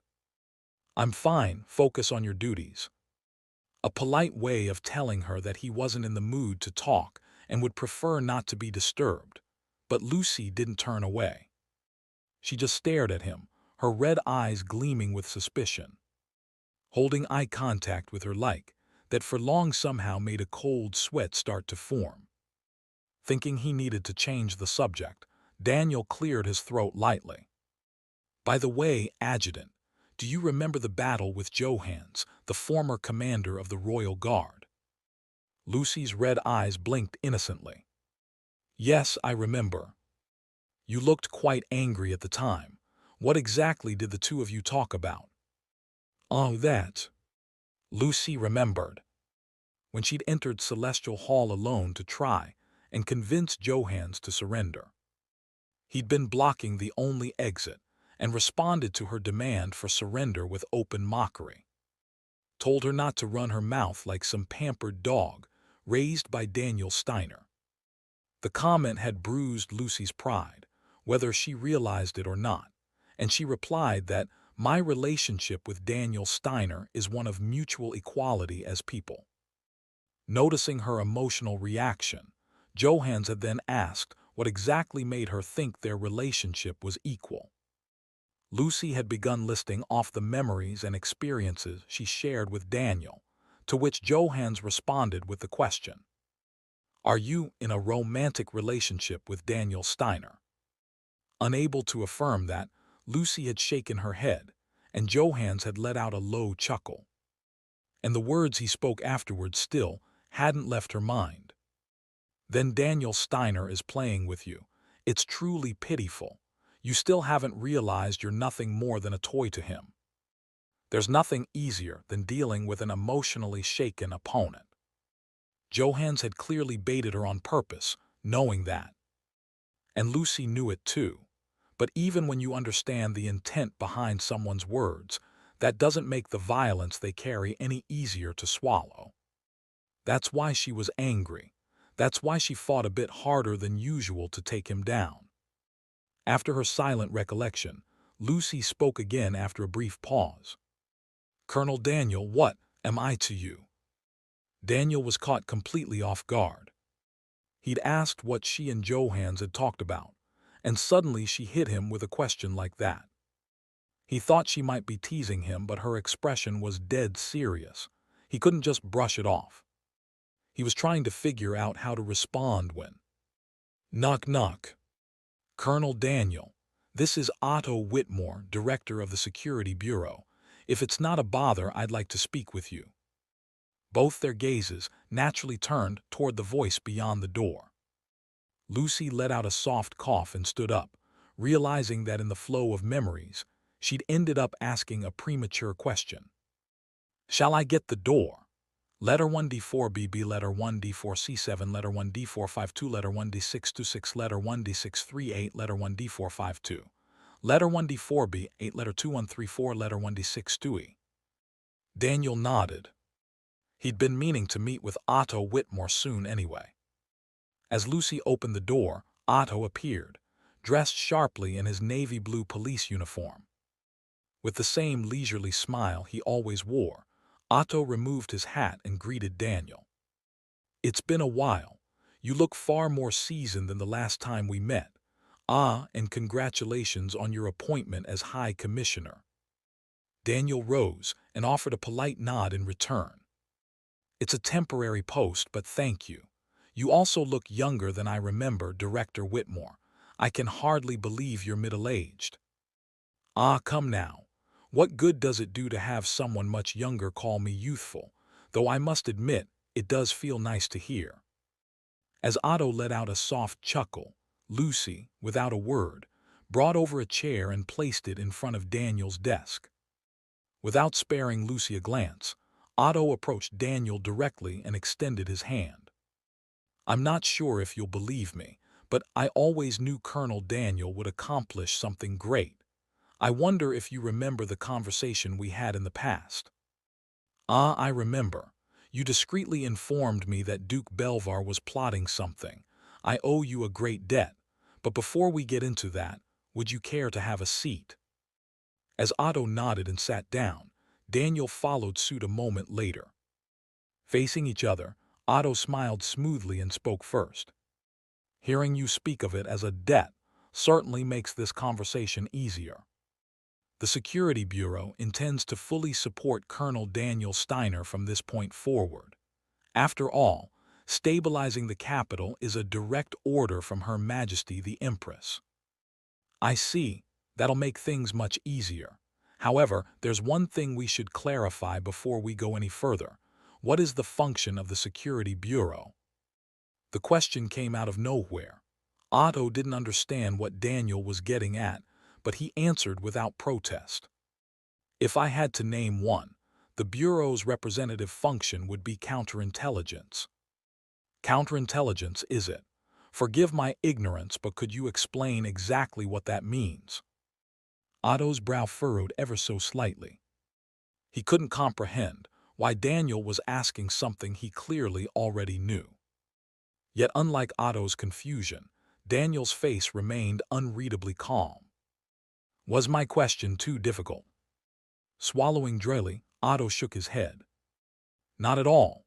To put it simply, counterintelligence refers to activities that prevent the Empire's classified information from leaking to outside forces. Preventing classified leaks. In that case, apprehending collaborators who pass our military information to the Allied nations would fall under the Security Bureau's jurisdiction, wouldn't it?" The smile vanished from Otto's lips. He immediately sensed the atmosphere shift. Otto glanced at Daniel, feeling a strange and growing sense of unease, and nodded slowly. Yes, I suppose it would. Daniel noticed the tension rising in Otto's expression and smiled faintly. Please don't think my question's too strange. I'm simply confirming the facts. This might turn into a long conversation. Would you like something to drink? They. If you don't have a particular preference, I'll have coffee prepared. My adjutant makes a rather fine cup. You won't be disappointed. Adjutant, bring 2 cups of coffee. Lucy nodded silently and stepped out of the room. The sharp sound of the door closing echoed cleanly, and as it did, Daniel rolled his shoulders once. Let's continue while we wait for the coffee. Where were we? Ah, right. We were talking about how apprehending collaborators also falls under the Bureau's duties. Daniel picked up a document and unfolded it. It listed, in summary, the military information Duke Belvar had transmitted to the Allied nations. To my knowledge, Duke Belvar is the ringleader of the collaborators. He passed military data to the Allied nations in an attempt to deliberately annihilate the 7th Armored Division. If I'm understanding correctly, he should absolutely be on the Security Bureau's wanted list. Colonel Daniel. Of course, if we assume the Bureau had no knowledge of Duke Belvar's status as a collaborator, there may be some room for leniency. After all, it would be difficult to imagine that such a vast and organized criminal network existed within your own agency. Daniel closed the folder gently. But if you did know, then that's another matter entirely. Daniel's gaze locked onto the security director. Though his lips were still smiling, his eyes, dark as the abyss, did not move in the slightest. If you knew and stayed silent, then you are, for all intents and purposes, no different from a collaborator yourself. Otto's breathing began to quicken. It felt as if an invisible hand were tightening around his throat. Daniel continued to stare at him, then placed the document down on the desk. It was as if to say, depending on your answer, your name might just be added to this list. There shouldn't be anyone like that. Daniel's voice, thick and slow like a swamp, oozed out. Wouldn't you agree? Daniel's eyes narrowed sharply as they bore into Otto. Security Director Otto Whitmore. Chapter 168. Otto took a deep breath and closed his eyes at Daniel's words. And for a brief moment, he recalled the past. Otto's personal creed had always been, live quietly and for a long time. The reason that creed was born was simple. He had seen and heard too much from an early age, thanks to being born into a noble family. Unfortunately, most of it was misfortune. Typically, those who sought power through greed or took the wrong side in the power struggles of the elite met a miserable end. Otto's own father was a prime example of that. When the late emperor was still alive, Duke Belvar once used his son to explosively expand his business in an attempt to dominate the empire's domestic economy. Backed by Duke Belvar's wealth and extensive network, the Ridesharp Company quickly made a name for itself across the empire. But business, as always, was not a smooth ride. Those who stepped in first would constantly try to suppress those climbing up from below. At the time, Count Porian, who was spurring on the automotive industry, strongly objected to Duke Belvar's methods. Displeased by the meteoric rise of Ridesharp Company, Count Porian found an opportunity to launch a patent lawsuit. He also personally investigated several of Ridesharp's contracted supply chains and discovered that some of their products were of low quality, which he then widely exposed. He claimed there was a reason Ridesharp's vehicles were so cheap. Naturally, Ridesharp's image tanked and their sales plummeted. Otto's father, believing that the company's low-grade components were indeed a problem, sided with Count Porian. And then it began. Duke Belvar's retaliatory power play. First, he leveraged his ties to national banks to downgrade the credit rating of Count Porian's company, and called in their loans immediately. Of course, business expansion had relied heavily on loan-based transactions, and with the banks suddenly demanding repayment, Count Porian's cash flow was instantly paralyzed. With no cash flow, vehicle production inevitably dropped. Investors watching from the sidelines began to pull out one by one, citing lack of performance. Duke Belvar went even further, lobbying high-ranking officials and spreading rumors that Count Porian's company was uncooperative with the government. In an era where productivity was equated with loyalty to the state, a company like Count Porian's, already crippled by financial blockades, was an easy target for political scavengers. Government pressure piled onto an already staggering business. In the end, Count Porian had no choice but to raise the white flag. It was only a rumor, but Otto had heard that Count Porian knelt before Duke Belvar at his mansion, begging to be spared. But Duke Belvar showed no mercy to those who defied him. He tormented and crushed him until the company was utterly bankrupt. After that, Otto's father, who had sided with Count Porian, was forced to step down from his position as deputy foreign minister. They made it sound like it was due to age and retirement, but Otto knew better. He was discarded for choosing the wrong side. After witnessing that chain of events, Otto made a decision. Live quietly and for a long time. Don't take risks. Don't take anyone's side. Rather than be a shrimp crushed between battling whales, it was better to be the shrimp who swore loyalty to the whale after the fight was over. Most whales, drunk on victory, were all too happy to accept Otto, false loyalty. Opportunist he may be, but Otto was never incompetent. Everyone believed that having him close would prove useful in some way. That's how Otto managed to live long enough to rise to the position of Security Bureau Director. Maybe I got complacent. He had come to see himself not as a whale's equal, but perhaps as a shark. The arrogance that even a victorious whale wouldn't easily harm a shark like him had led to this moment. To think there'd be someone who could hold on to their composure even in victory. The moment Otto confirmed that Daniel Steiner had received the White Dragon Medal of Valor and been appointed Emergency High Commissioner of Public Security, he came here. Because humans riding a high often overlooked others, small transgressions. But Daniel didn't seem pleased in the slightest. In fact, he seemed angry. He stood at the pinnacle of power that a mere officer could hope to attain, yet he didn't look the least bit happy about it. That created a strong sense of unease. So holding power wasn't his goal, if that's the case. Daniel might actually be someone who genuinely wants to make the empire greater. A true embodiment of iron-blooded ideology. When Otto slowly opened his eyes, Daniel Steiner was staring straight at him. I've dealt with all kinds of people who have tasted power, big and small, but this kind of man is a first. He had no clue how to handle someone like this. Cold sweat forming, Otto decided to try and talk his way out, at least as best he could. Colonel Daniel, you're misunderstanding something. I didn't come to you with solid evidence on Duke Belvar. I simply offered my personal suspicion as advice, nothing more. In other words, the Security Bureau had done nothing because there was no hard proof that Belvar was planning a rebellion.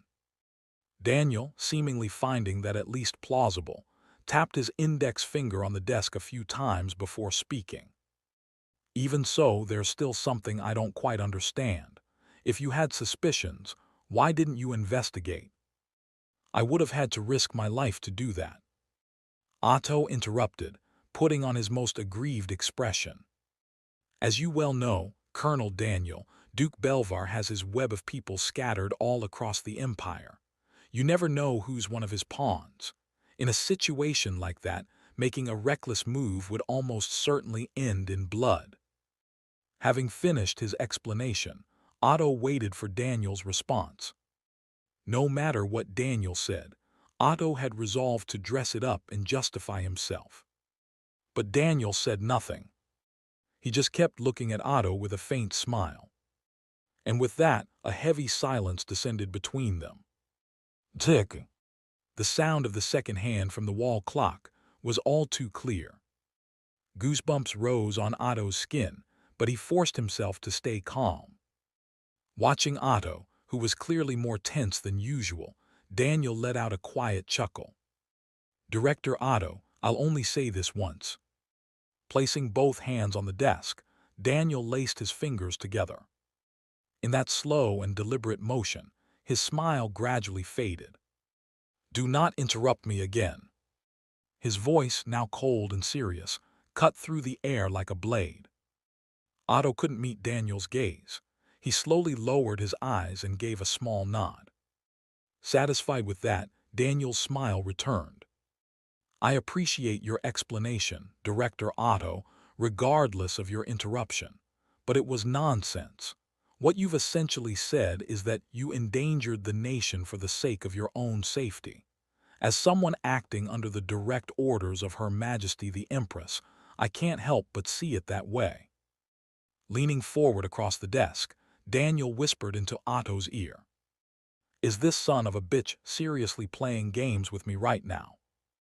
The icy words left Otto's mouth slightly agape. Seeing this, Daniel gave a couple of light taps on Otto's shoulder and rose from his seat. Neither I nor Her Majesty are fond of people who play games, but we don't particularly dislike those who are fully aware of the position they're in. Otto didn't respond. No, he couldn't respond. His heart was pounding so violently that every ounce of his focus was spent trying to calm it. I'll let you keep your post as director of the Security Bureau. A pay cut and NOVELIGHT, a formal written warning. That's the extent of the discipline I'll impose. However, I do expect one promise from you, Director. A promise, you say? After speaking with Her Majesty today, we've decided to establish a new agency, the National Security Oversight Bureau. A dual surveillance system will be implemented, and its agents will be dispatched across all branches of government. Though it was framed as a measure to preempt rebellion, Otto couldn't shake the feeling that this new bureau would effectively be an extension of Daniel Steiner's will. There will be some noise, of course, but no one wants another Belvar, so they'll accept it. Wouldn't you agree, Director Otto? That wasn't a suggestion. It was an order. Convince the rest of the government to approve the creation of the National Security Oversight Bureau by publicly supporting it yourself. And it wouldn't stop there. If the director of the Security Bureau openly endorsed the new agency in front of all ministries, it would appear to everyone else as though he had sworn loyalty to Daniel Steiner. It was a way of forcing Otto into the same boat, leaving no room for betrayal. Otto wanted to refuse, desperately. But he couldn't. He could feel Daniel Steiner holding the leash around his neck. If I refuse here, he'd be stripped of his post at best, and at worst end up in prison. He searched his mind for another path, any other path, but every single option was blocked by the man standing before him. Everything Daniel had said and done so far had sealed every possible exit. Otto had no choice but to accept it now. Daniel Steiner was a man who knew how to wield power through words. To think he's only been in the commissioner's seat for a single day. Otto clicked his tongue silently and stood up to face Daniel. The conviction burning in those black eyes looked as though it embodied the very will of the Empire. Realizing he couldn't possibly stand against that, Otto knelt on one knee and bowed his head. I will carry out your will, Commissioner. He pledged obedience, but his personal creed remained unchanged. And yet, if living quietly and for a long time meant becoming one of Daniel Steiner's loyalists, then so be it. Chapter 167. After his meeting with Empress Selvia concluded, Daniel returned in triumph to the Central Security Bureau.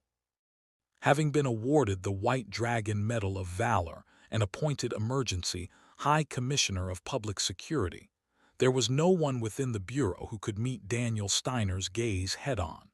They all had no choice but to bow their heads. Amid them, the Chief Commissioner, effectively the second-in-command of the Bureau, flattered Daniel, calling it a monumental day on which a new order shall be established in the Empire, but did not receive a favorable response. That was because Daniel, having seen the long-awaited chance for retirement vanish before his eyes, was seething with suppressed fury. Thanks to that, he reprimanded the Chief Commissioner in front of the entire Bureau, saying, "If you have time to flatter me, use it to do everything in your power to stabilize the Empire's public security." The Chief Commissioner, unsure if he just made a grave mistake, turned deathly pale and bowed deeply, stammering an apology. Daniel clicked his tongue once at the display, then stepped into the temporary office. Now, seated at his desk, Daniel slumped deep into the leatherback chair and sighed quietly, immersed in bitter self-reflection. How the hell did it come to this? At Daniel's muttered lament, Lucy, who was working at a nearby desk, perked up her ears. She paused her Immgwc Cyrillic letter 456G Cyrillic letter 4BBT. Only on Immgwc Cyrillic letter 456G Cyrillic letter 4BBT. Work, raised her head, and looked in Daniel's direction, a question mark practically hanging over her head. He looked like he was in a fantastic mood when leaving for the Imperial Palace. He'd even been humming a tune, but now he returned looking like a dried-up fish. What could be the reason? Thanks to being awarded the White Dragon Medal of Valor and appointed Emergency High Commissioner, Daniel Steiner had, for the time being, risen to a position that allowed him to wield power just short of the Emperor's. And yet he wore an expression like a drenched puppy, radiating quiet sorrow. It was perplexing. Unable to comprehend it, Lucy tilted her head and finally opened her mouth. "Colonel Daniel, did something happen at the Imperial Palace?" Lucy's question snapped Daniel out of his brooding. He turned slightly in his chair and looked at her, offering a faint smile. "I apologize. It seems I made you worry. It wasn't the most pleasant of affairs, but it's not something my adjutant needs to concern herself with." To be exact, it was that he couldn't express his desire to retire, couldn't even say the words out loud. "I'm fine, focus on your duties." A polite way of telling her that he wasn't in the mood to talk and would prefer not to be disturbed, but Lucy didn't turn away. She just stared at him, her red eyes gleaming with suspicion. Holding eye contact with her that for long somehow made a cold sweat start to form. Thinking he needed to change the subject, Daniel cleared his throat lightly. "By the way, Adjutant, do you remember the battle with Johans, the former commander of the Royal Guard?" Lucy's red eyes blinked innocently. "Yes, I remember. You looked quite angry at the time. What exactly did the two of you talk about?" "Oh, that." Lucy remembered. When she'd entered Celestial Hall alone to try and convince Johans to surrender. He'd been blocking the only exit and responded to her demand for surrender with open mockery. Told her not to run her mouth like some pampered dog raised by Daniel Steiner. The comment had bruised Lucy's pride, whether she realized it or not, and she replied that my relationship with Daniel Steiner is one of mutual equality as people. Noticing her emotional reaction, Johans had then asked what exactly made her think their relationship was equal.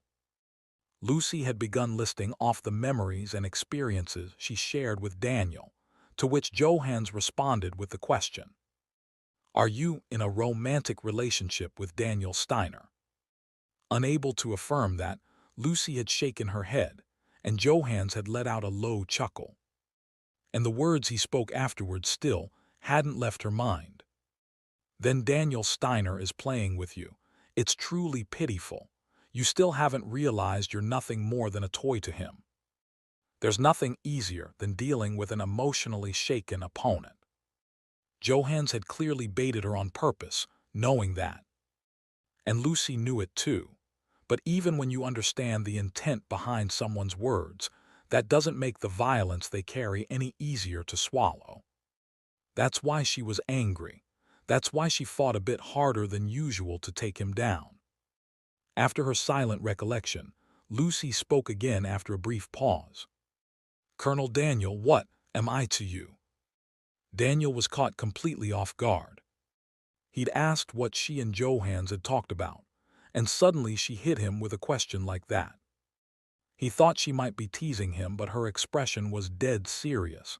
He couldn't just brush it off. He was trying to figure out how to respond when. Knock knock. "Colonel Daniel, this is Otto Whitmore, director of the Security Bureau.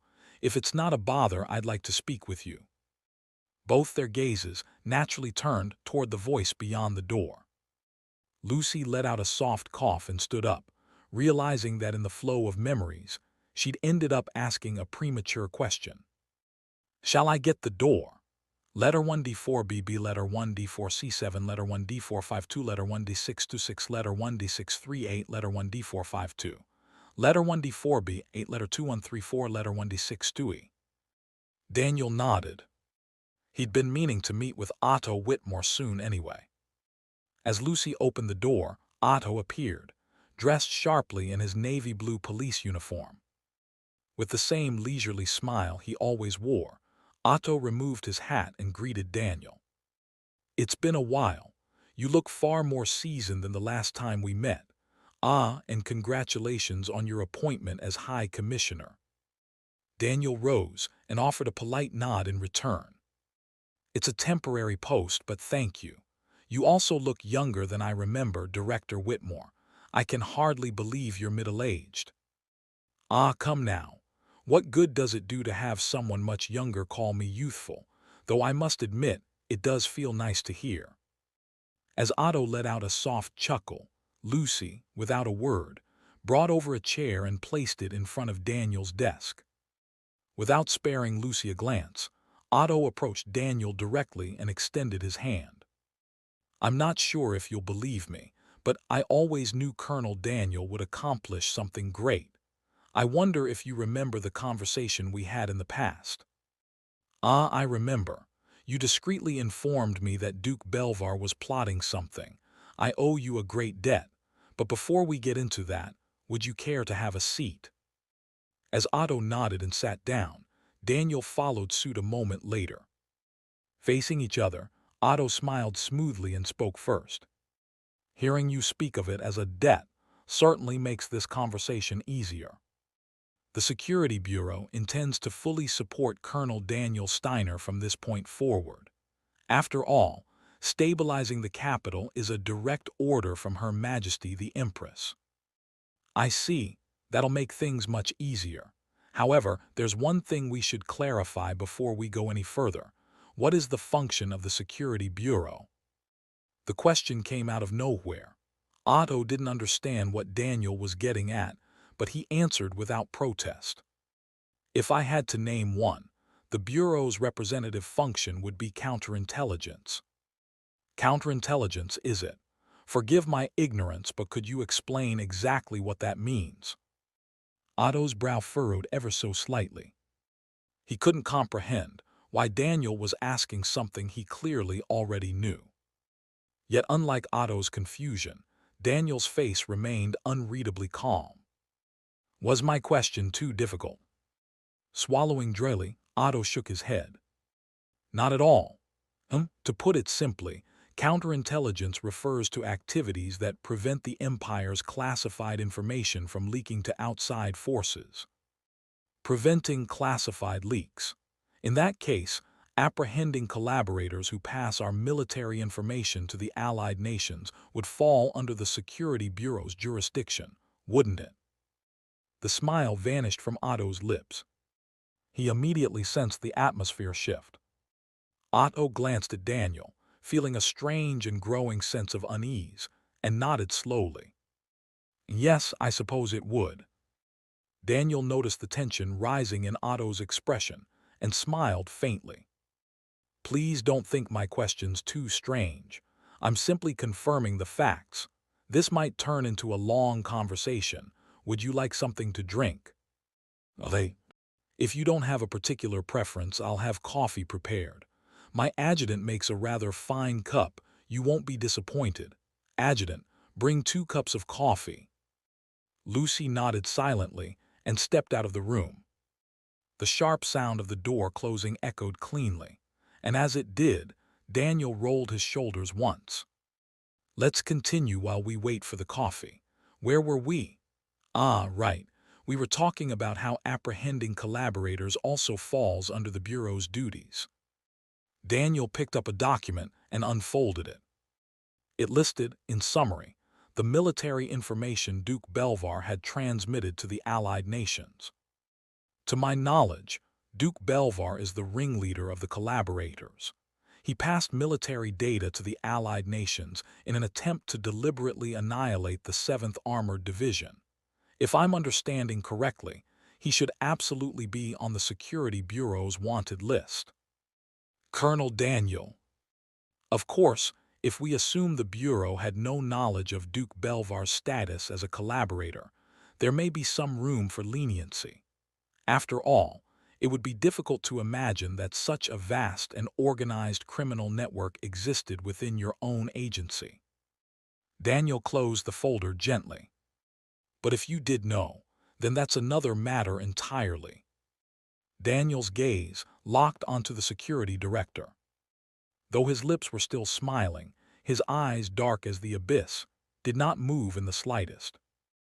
If you knew and stayed silent, then you are, for all intents and purposes, no different from a collaborator yourself. Otto's breathing began to quicken. It felt as if an invisible hand were tightening around his throat. Daniel continued to stare at him, then placed the document down on the desk. It was as if to say, depending on your answer, your name might just be added to this list. There shouldn't be anyone like that. Daniel's voice, thick and slow like a swamp, oozed out. Wouldn't you agree? Daniel's eyes narrowed sharply as they bore into Otto. Security Director Otto Whitmore.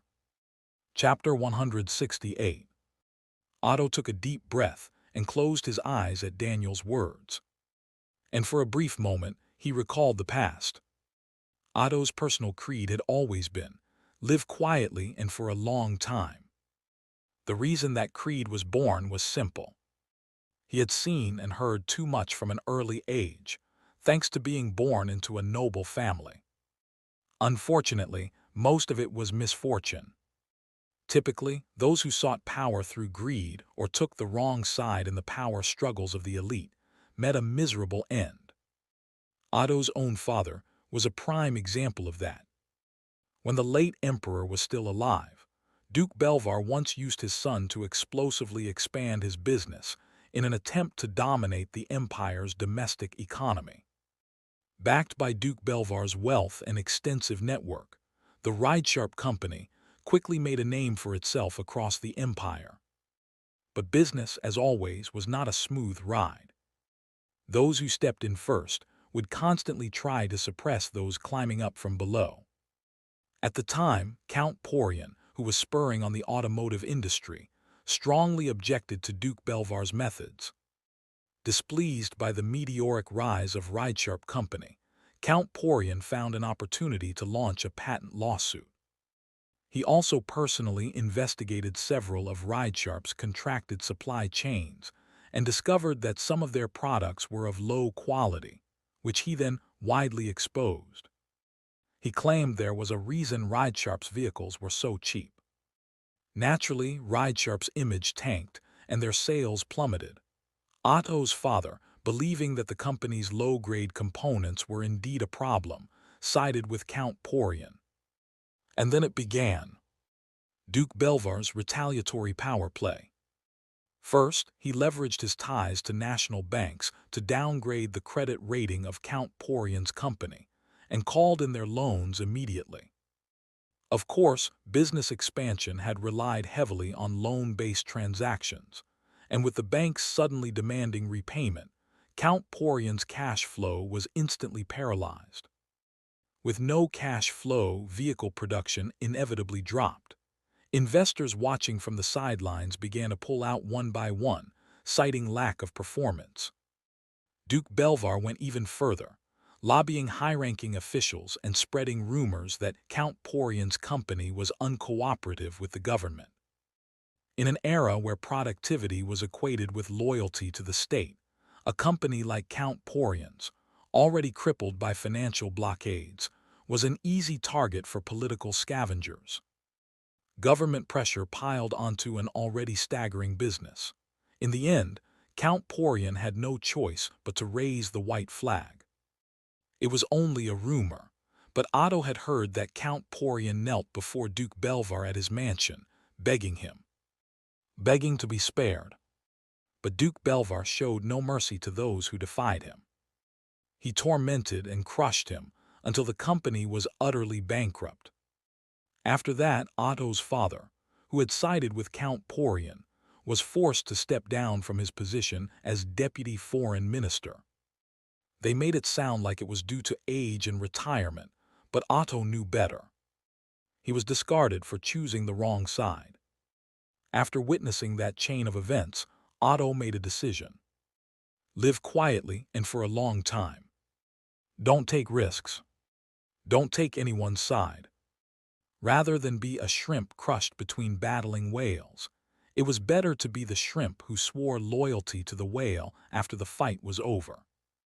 Most whales, drunk on victory, were all too happy to accept Otto, false loyalty. Opportunist he may be, but Otto was never incompetent. Everyone believed that having him close would prove useful in some way. That's how Otto managed to live long enough to rise to the position of Security Bureau Director. Maybe I got complacent. He had come to see himself not as a whale's equal, but perhaps as a shark.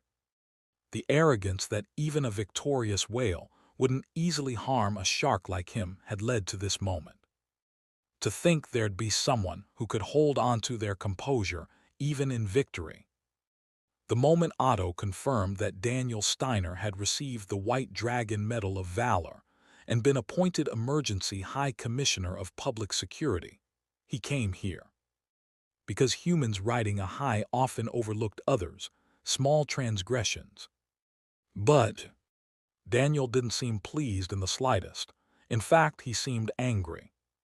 He stood at the pinnacle of power that a mere officer could hope to attain, yet he didn't look the least bit happy about it. That created a strong sense of unease. So holding power wasn't his goal, if that's the case.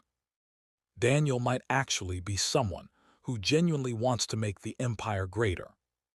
A true embodiment of iron-blooded ideology. When Otto slowly opened his eyes, Daniel Steiner was staring straight at him. I've dealt with all kinds of people who have tasted power, big and small, but this kind of man is a first. He had no clue how to handle someone like this. Cold sweat forming, Otto decided to try and talk his way out, at least as best he could. Colonel Daniel, you're misunderstanding something. I didn't come to you with solid evidence on Duke Belvar. I simply offered my personal suspicion as advice, nothing more.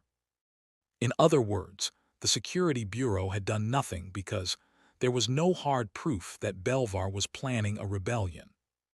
Daniel, seemingly finding that at least plausible, tapped his index finger on the desk a few times before speaking. Even so, there's still something I don't quite understand. If you had suspicions, why didn't you investigate? I would have had to risk my life to do that. Otto interrupted, putting on his most aggrieved expression. As you well know, Colonel Daniel, Duke Belvar has his web of people scattered all across the empire. You never know who's one of his pawns. In a situation like that, making a reckless move would almost certainly end in blood. Having finished his explanation, Otto waited for Daniel's response. No matter what Daniel said, Otto had resolved to dress it up and justify himself. But Daniel said nothing. He just kept looking at Otto with a faint smile. And with that, a heavy silence descended between them. Tick!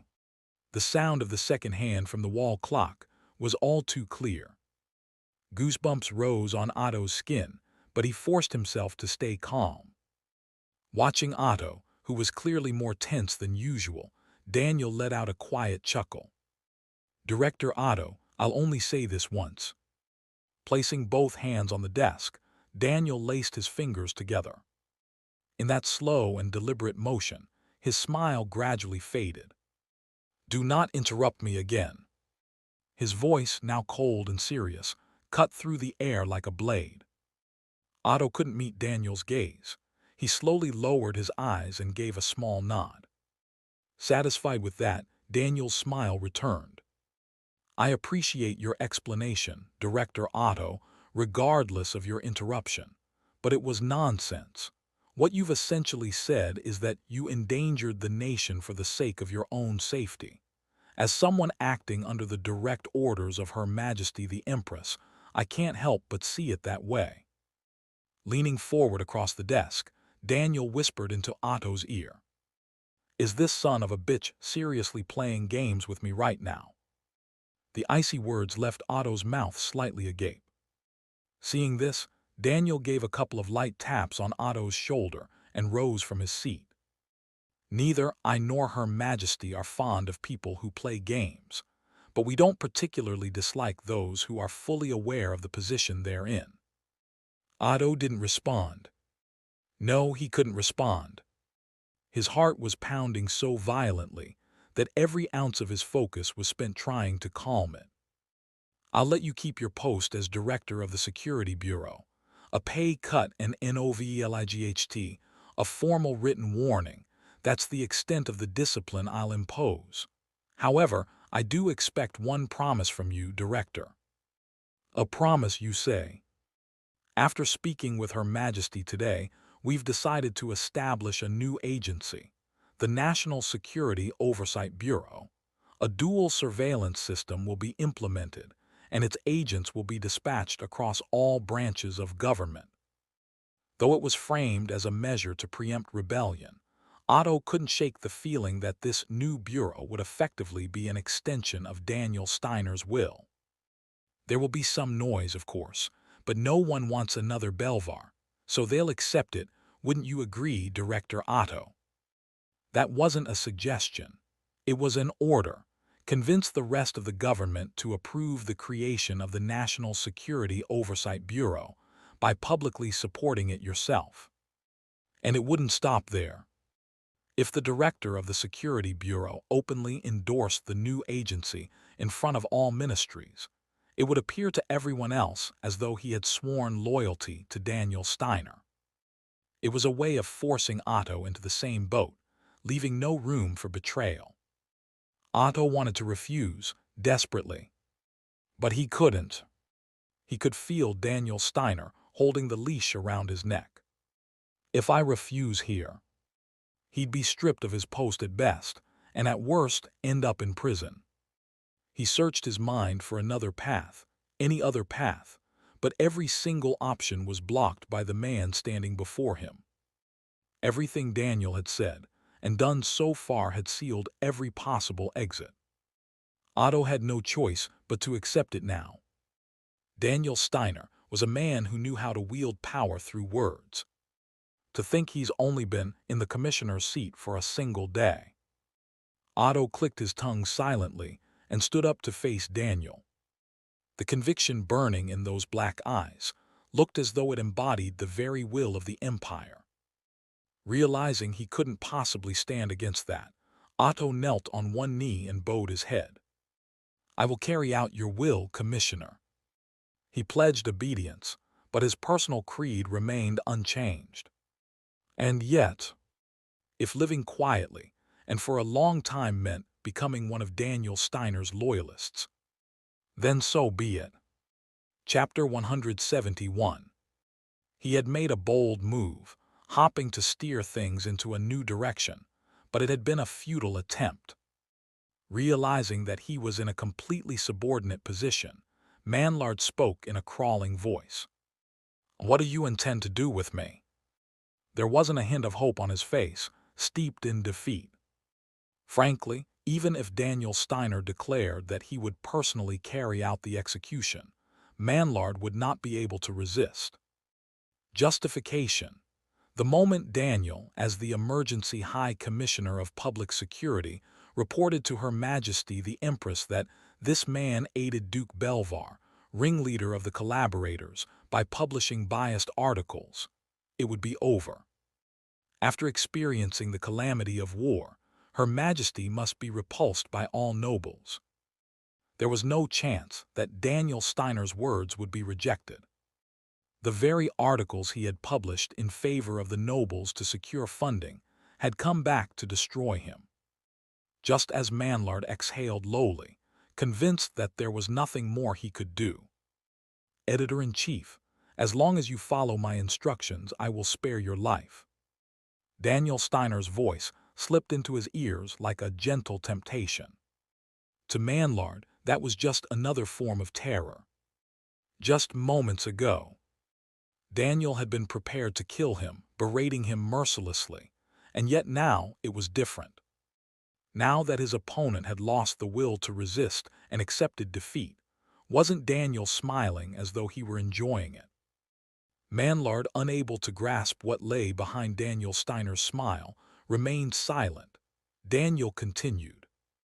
"Admit that you published biased articles and claim you feel responsible for your mistakes, then resign.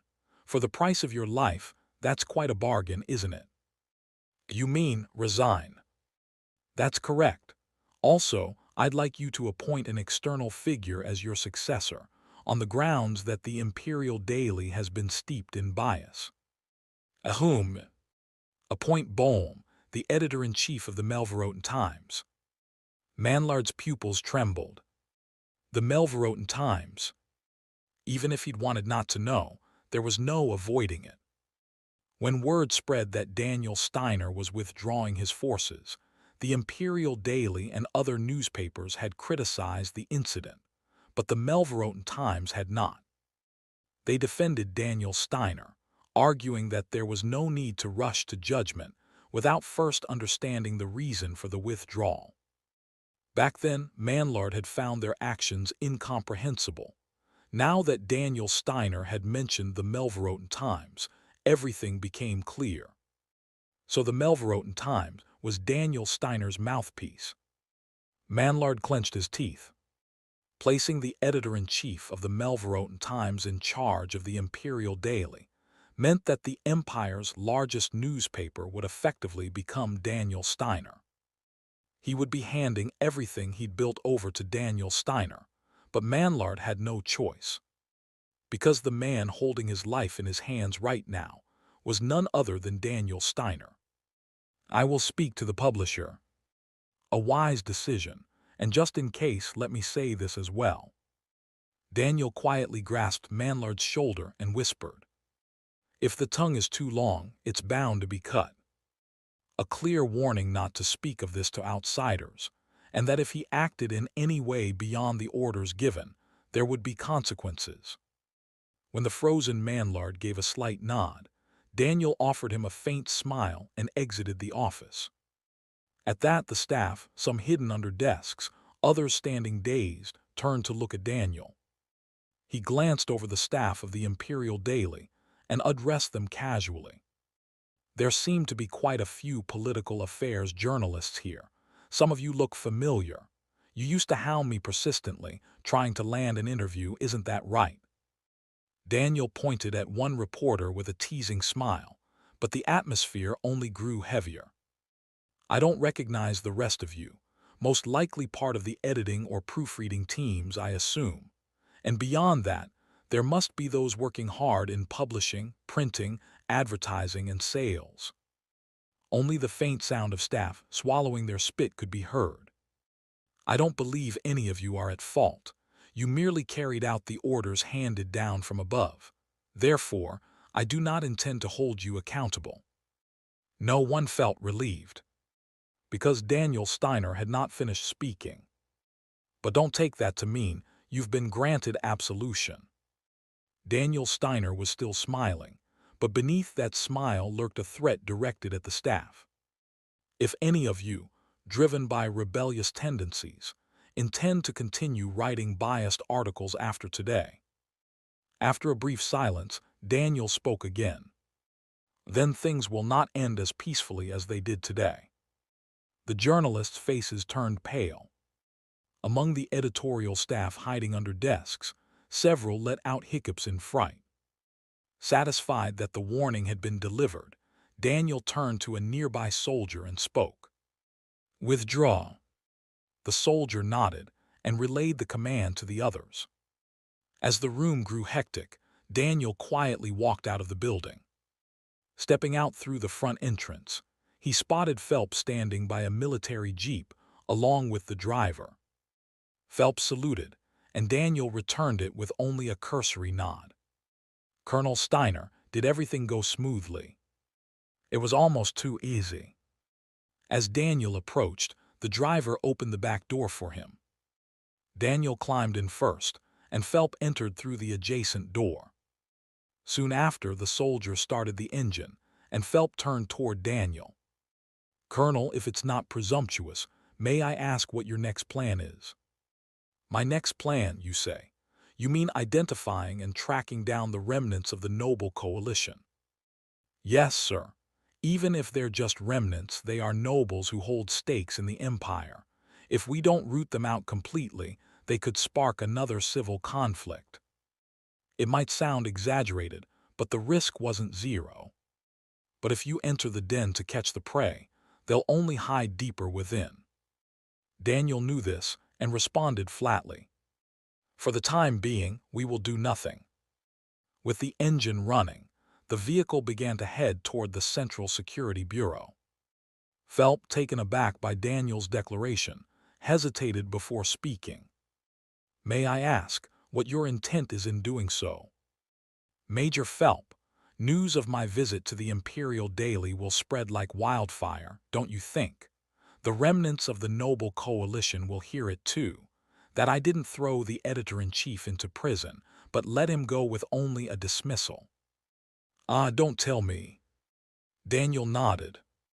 "Then, the director of the Central Security Bureau will publicly support the creation of the National Security Oversight Bureau, which I propose to Her Majesty.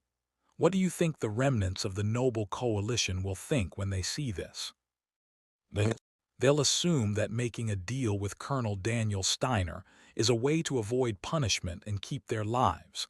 That would cause fractures within their group. They won't know who might betray them. Better to be the one doing the betraying than to be betrayed. Some nobles would undoubtedly make that choice. The stratagem of killing with a borrowed knife. Daniel had prepared a stage where the nobles would stab and kill each other. Phelps couldn't help but shiver, silently watching Daniel's profile. That man of iron and blood looked as though he would do anything if it was for the empire. But Daniel's true thoughts were far from what Phelps imagined. "Because of you bastards, my discharge was scrapped. I've lost even the faintest hope of retiring. You dare to chain me to this empire degrees, NOVELIGHT degrees for life." Daniel clenched his teeth as he looked out the window. "You'll suffer the way I've suffered." He thought of the Noble Coalition remnants now in hiding. He would make sure they paid the price, no matter what. A few days later, number 11 Valberfork Street, Melveroten Times. "Yes, this is Boehm, editor-in-chief of the Melveroten Times. How can I help you?" Boehm, who answered the phone as usual, was taken aback by what came through the receiver. "You're the publisher of the Imperial Daily." It was only natural to be flustered. After all, the CEO of the Imperial Daily had suddenly called him. Tom, who had been chatting with Boehm in the office, couldn't hide his surprise either. "Boehm, the Imperial Daily, what's going on?" Boehm raised a finger, signaling him to be quiet, and continued the call. "Yes, that's correct, that's true, but what, me you say, You're saying I can even bring all the Melveroten Times staff with me. Is that really true? No, of course I don't object. Bohm, continuing the call with clear excitement, nodded to the unseen person on the other end. Oh no, I should be the one thanking you. Yes, I understand. I'll get everything ready as soon as possible. Yes, thank you very much. After ending the call, Bohm set down the receiver. Then, with a slightly dazed expression, he looked at Tom.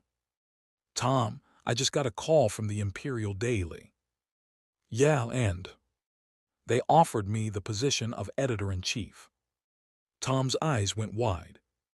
Editor-in-chief of the Imperial Daily? Are you kidding me? Nope. At first I thought it was some kind of prank, but when I heard the voice, I knew it was the real deal. How could I forget that distinctive voice and that unique speech pattern? Even so, does this make any sense? Why you all of a sudden? It's not all of a sudden. Bohm had a pretty good guess. You know that Colonel Daniel visited the Imperial Daily recently, right? Don't tell me Colonel Daniel was the one who. Yeah, what else could explain why, out of all the newspapers, they contacted us specifically? While Tom stood there with his mouth agape, Bohm let out a soft laugh. He's giving us a gift that's practically unbelievable. So big it's almost too much to handle. I always had a feeling from the start that Colonel Daniel was going to become a great man. At Bohm's shameless remark, Tom frowned. What the hell is he talking about? Tom vividly remembered how Bohm had wailed and raged, saying he'd sold his soul to the devil, back when he first aligned with Daniel. But for Bohm, such minor past embarrassments no longer mattered. He sprang up from his seat and spoke. Tom, looks like we need to start packing. Let's begin with the essentials. And while you're at it, bring the photo of Her Majesty the Empress and Colonel Daniel Steiner. I'm planning to frame them and hang them in the editor-in-chief's office. Tom nodded, got up and left the office. Left alone, Bohm tried to calm his pounding heart, elated beyond measure, and thought of Daniel. They say there's a fine line between God and devil. That terrifying figure now felt like an omniscient, omnipotent God. Not only had he saved the Melveroten Times from bankruptcy, but now he had handed Bohm the position of editor-in-chief at the Empire's largest newspaper, the Imperial Daily. I think I finally understand why people believe in religion. Having someone to guide you was, unexpectedly, a rather reassuring thing. Bohm made up his mind. From now on, he would run the Imperial Daily in service to Daniel Steiner. Even if it's just to repay this debt. He would gladly offer himself as a loyal servant. Chapter 172.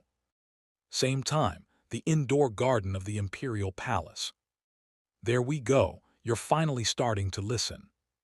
Sunlight filtered through the glass-domed ceiling, gently bathing the entire garden. In this garden, where fully bloomed flowers were starting to fall one by one, replaced by vibrant green leaves, Daniel was enjoying his time with the Doberman that had begun to obey him. Daniel gently stroked the Doberman, who was panting on its back with its belly exposed. Who do you take after to be this cute? Just who do you take after, huh? Seated at a nearby table, Sylvia quietly watched Daniel. I was the one who gave permission, and I knew Daniel liked dogs, but still. Watching him tirelessly play with the dog, Sylvia felt a strange pang of jealousy. He's never shown me that kind of affection. Sylvia knew. She knew that Daniel Steiner liked her. That much was clear. After all, no one would save someone multiple times and say, if it's for you, I'd give everything up, unless they liked them.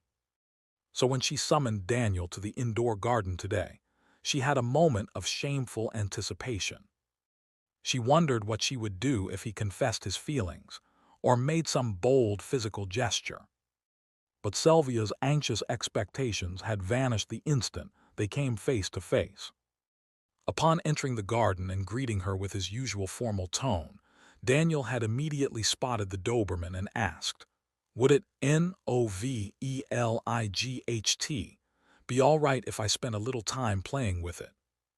She couldn't exactly say no, so she'd agreed. And now it had already been 10 minutes since Daniel started petting the dog.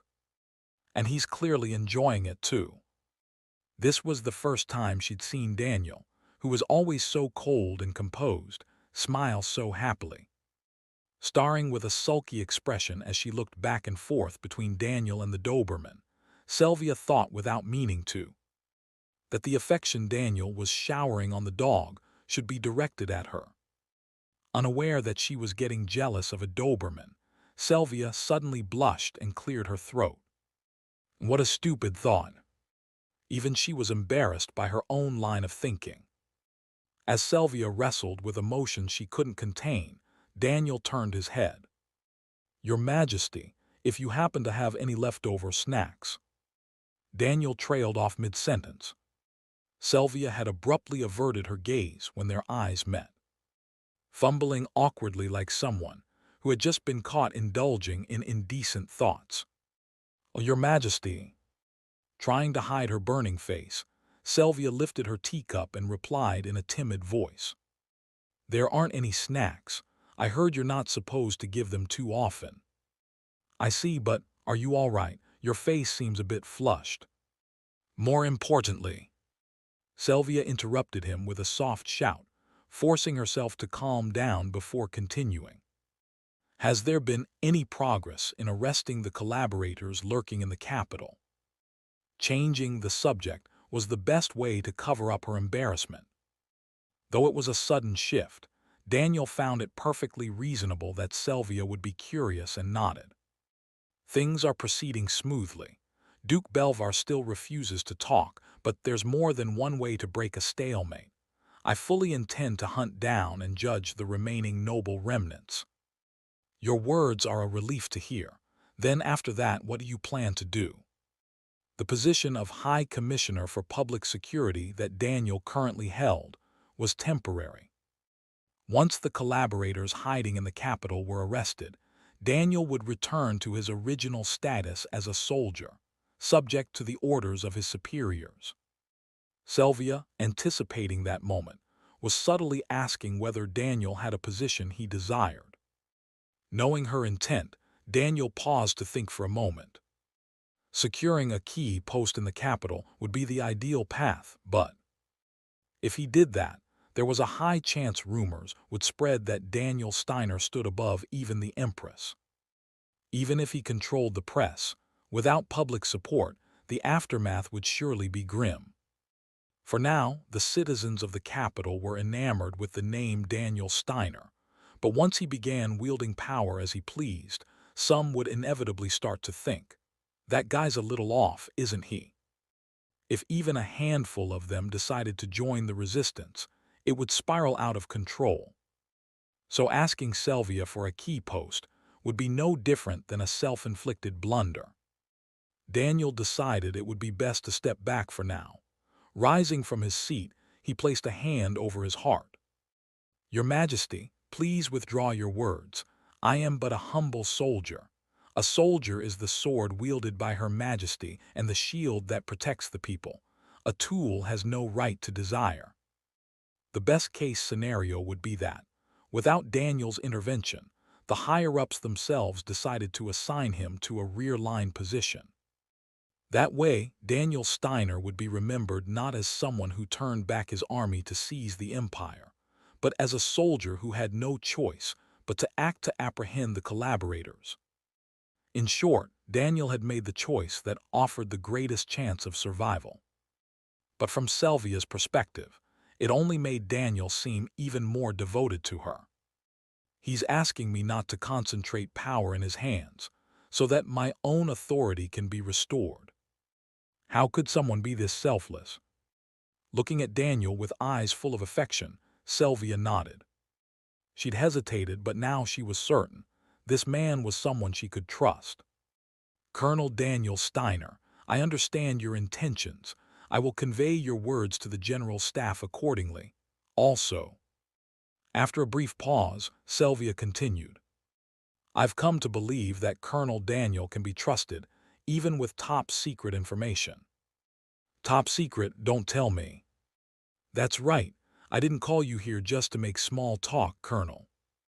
At the same time, the indoor garden of the Imperial Palace. When Sylvia gave a light clap, the door to the garden opened and an elderly man entered. He had a somewhat haggard appearance, and Daniel recognized him. It was Rimbador, the Empire's engineer who had been returned during the prisoner exchange with the Kingdom of Belmore. They hadn't spoken much at the time, but that distinct appearance had left an impression. Your Majesty the Empress and Colonel Daniel. Approaching, Rimbador respectfully bowed his head in greeting to both of them. Letter 1D487, letter 1D4FB, letter 1D4E, letter 1D4E, letter 1D66C, letter 1D65A, letter 1D4EC, letter 1D4F8, letter 1D4AT. When Sylvia and Daniel acknowledged him, Rimbador gave a faint smile. For Her Majesty, who appointed me as an engineer, and for Colonel Daniel, who allowed me to once again set foot on Imperial soil. To see you both gathered here like this is deeply moving. To me, Your Majesty and Colonel Daniel are no different than parents. You've given me a new life. Being called a parent by someone who looked at least 3 times older was hardly pleasant. But Sylvia, on the other hand, smiled quietly to herself. Being grouped with Daniel and called a parent, it wasn't as bad as she expected. Looking at Sylvia, Rimbador asked again as if to confirm. Your Majesty, forgive my caution, but are you certain I may share this top-secret matter with Colonel Daniel? Of course. Colonel Daniel is not only someone we can trust, he is a person we absolutely need. There's no reason for hesitation. Understood, then allow me to explain. Just as Daniel began to wonder what exactly this was about, Rimbador cleared his throat. First of all, I should say that the project is still only in its early stages. Developing it to the point where it can be used on the battlefield will require several years of research. So for now, I ask only that you be aware that such a project exists. What kind of project are you referring to? A new weapon, one that can change the entire course of the battlefield. It's something with destructive power far beyond any conventional bomb. To explain briefly. Rimbador paused for a moment, choosing his words carefully, then spoke with a serious expression. You're likely aware that, several years ago, the Empire experimentally confirmed uranium fission. We discovered that firing neutrons into uranium causes the atom to split into 2, releasing tremendous energy. And this reaction can even trigger a chain effect. Daniel's eyes widened. He realized what kind of weapon Rimbador intended to create. In theory, once a mass exceeding the critical threshold is gathered, it causes a massive explosion. Rimbador raised his hand and extended his index finger. The firepower is at least 10,000 times greater than a conventional bomb. The blast radius can reach up to 10 kilometers. An entire division, or even a small city, could vanish in an instant. Slowly, Rimbador lowered his hand. Colonel Daniel, this is not some foolish joke. There are still several technical hurdles remaining, but this is a weapon with real potential. He knew, because it was a weapon that had, historically, already been realized. And if development succeeded, it would overturn the nature of war in an instant. If, in the near future, our scientists and engineers succeed in developing this weapon. In the silence that settled over the space, Rimbador's eyes narrowed sharply. Then the Empire will wield the power of the gods. Chapter 173. Divine Power. It wasn't wrong. If a single strike could annihilate an entire division or wipe a small city off the map, it would indeed look like the act of a god wielding divine authority. The moment nuclear weapons are developed, not only would it reshape the face of warfare, the Empire would rise as the one and only hegemonic power. If other nations came to know that the Empire had developed an unprecedented weapon of mass destruction, the atomic bomb, they would have no choice but to bow their heads, whether they liked it or not. The war would eventually come to an end, and the Allied nations would be forced to admit their defeat. This was virtually the only move that would allow the Empire to survive and win a three-front war. However, as Rimbador had said, it was still too soon. He had stated that developing nuclear weapons would take at least a few more years. And if the Empire couldn't hold out against enemy forces in the meantime, there would be no chance of victory. No victorious nation would sit idle while a defeated one worked on building a nuclear bomb. Having sorted his thoughts, Daniel opened his mouth, feeling oddly exhilarated. The Allied nations are aware, aren't they, that we've succeeded in uranium fission experiments. Indeed, they surely understand the destructive power of an atomic bomb. For all we know, they might be running a similar project themselves. So it's only a matter of time. If the Empire didn't build it, the Allied nations would. The most violent and inhumane weapon in history was trying to manifest itself into the world, one way or another. If it's a historical flow that can't be stopped anyway, then the Empire had to be the first to build it. Because that was directly tied to Daniel's ultimate goal, survival. The side that builds the atomic bomb first will win the war. That's not a possibility, it's a certainty. Therefore, Dr. Rimbador, if there's anything I can assist you with, please let me know. Daniel's proactive stance made Rimbador look slightly surprised. Most people, when told of a weapon with 10,000 times the power of a conventional bomb and a 10-kilometer blast radius, would react with a look that said, "What nonsense is this?" But Daniel spoke with confidence, despite not having heard any detailed explanations about atomic bombs.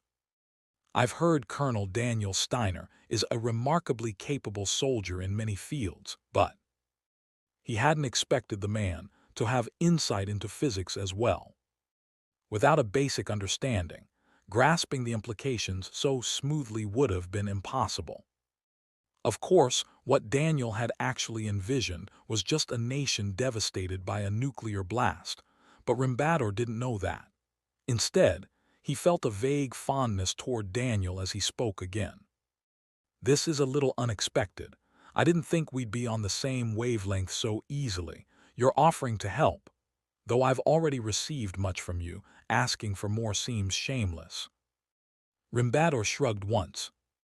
To speak of shame during wartime is a luxury. So if I may be so bold as to request something of you, Colonel Daniel Steiner, please focus your efforts on stabilizing the Empire for now. We must set right the chaos brought about by Duke Belvar's rebellion. Set right, you say? I assume you're not just referring to the collapse of public order. Rimbador let out a low chuckle.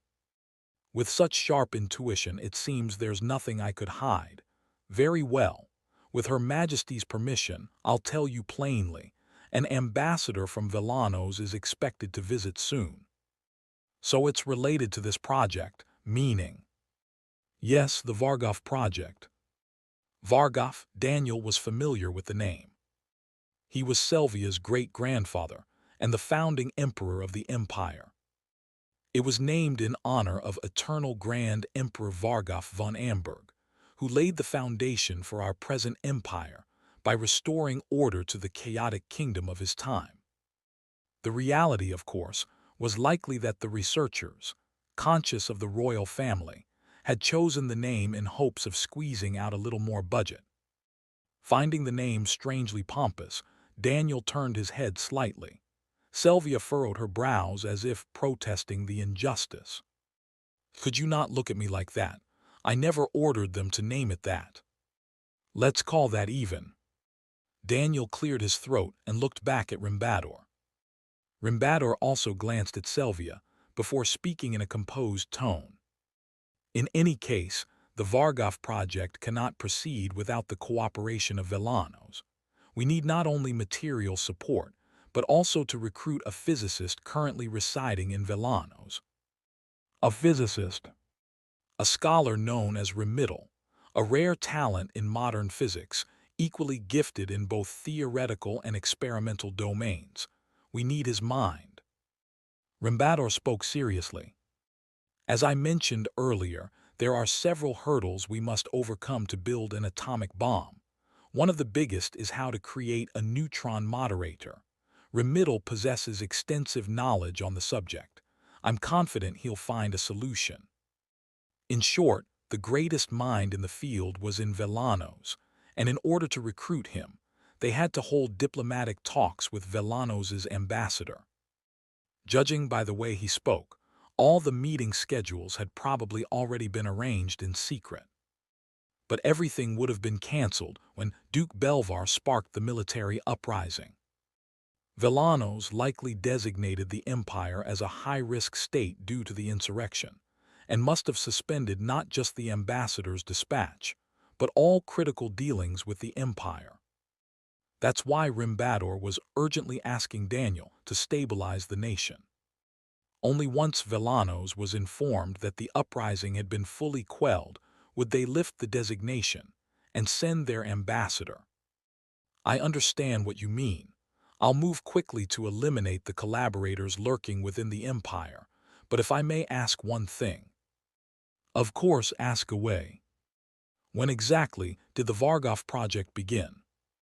It had been several years since the empire conducted uranium fission experiments, which meant the investment in nuclear weapons had begun even before Selvia ascended the throne. As Daniel asked, Rimbador looked to Selvia for confirmation. She nodded. Receiving her permission, Rimbador gave her a polite nod and answered. It began unofficially 5 years ago. At the time, our scientists warned the late emperor of the dangers based on theory alone. He dismissed it as utter nonsense. Rimbador nodded slowly, as if it were an understandable reaction. As you know, developing such a project requires astronomical funding. The late emperor was unwilling to invest in a project with unclear feasibility. He prioritized tanks and soldier training, things that could be bought with that money right away. Rimbador then turned his gaze toward Selvia. It was Her Majesty, the current empress, who stepped forward at that time. She said that if the scientists' theory was true, then delaying support would be no different than forfeiting the empire's place at the forefront of technology. Hearing that, the late emperor eventually agreed, after much deliberation, to fund our efforts. If not for Selvia, the development of nuclear weapons would never have been possible. After that, once Her Majesty was named successor by the late emperor and took on the regency, we entered a new phase. From that point on, we were able to form an official organization. It was only after Selvia began serving as regent that large-scale funding began to flow, and the project could move forward in earnest. That was also one of the reasons the nobility began to push back. They saw vast sums of money being moved and when asked about it, were simply told it was classified. Naturally, they took it as an insult. But from a military perspective rather than a noble one, Selvia was an exceptionally astute ruler. In the current circumstances, I merely pursued the only remaining possibility for the empire to reclaim its place as a hegemon. Selvia took a sip of black tea, then set the cup down with a graceful gesture. I simply backed what I saw as a viable opportunity. The true driving force behind it lies elsewhere. Selvia turned her eyes to Daniel. As Dr. Rimbador mentioned, this project required astronomical funding. Regrettably, my father was right. The empire simply didn't have that kind of money. There was a time when even maintaining our front lines was a struggle. But then, at some point, the empire began accumulating enough wealth to carry out the project. And it was all thanks to the man standing before her, Daniel Steiner. But that's no longer the case. A certain hero brought the kingdom of Eldresia to its knees, and delivered a massive influx of resources and wealth to the empire. He sold war bonds through a total mobilization speech. He turned the neutral state of Villanos into a de facto ally, enabling not only financial support but the recruitment of brilliant minds. Selvia rose from her seat. There was imperial dignity woven into every movement. Colonel Daniel Steiner, the empire exists as it does now because of you. One step, two steps. Selvia walked slowly toward Daniel, her delicate lips parting. And history will take note. She halted once the distance between them closed. It was I who gave the order for the project, and our scientists who carried it out, but... Selvia raised her hand. The one who laid the foundation was none other than... Her hand, rising slowly as though being drawn upward in a net, came to rest against Daniel's chest. Feeling the beat of his heart through her palm, Selvia looked up at him and offered a faint, gentle smile. Colonel Daniel Steiner. Only then did Daniel understand why the Empress had confided in him about the top-secret Vargov project. It wasn't simply because he had earned her trust. As of today, Selvia. She had effectively acknowledged him as a senior figure within the Vargov project. Chapter 174. Daniel, having told Selvia and Rembador that he would fully cooperate with them, exchanged a few more words with the two before leaving the Imperial Palace and returning to the Central Security Bureau. Seated in his office as the Emergency High Commissioner, Daniel stared blankly ahead, a dull haze settling over his thoughts. The Empire was developing nuclear weapons. That had never been something one could learn from the game. Well, of course, it was because in the game, the Allied nations had already won before the Empire could even begin development. The ending had come and gone. Besides, the in-game version of the Empire had never been this financially stable. Even holding the front lines had been a stretch, and they'd been in no position to fund scientists for research. But history's changed. Just as Selvia had said, it was thanks to Daniel that the Empire now possessed vast sources of profit. Originally, the Empire should have taken on massive losses to occupy the kingdom of Eldresia, but instead, Daniel had subdued them in a single negotiation, squeezing out a hefty sum in war reparations. His total war speech had led to war bonds selling like wildfire, and by turning the neutral Villanos into a de facto ally, he had opened up a stream of both talent and financial aid. He hadn't particularly intended to, but it was undeniable that Daniel Steiner was, little by little, changing the Empire's fate.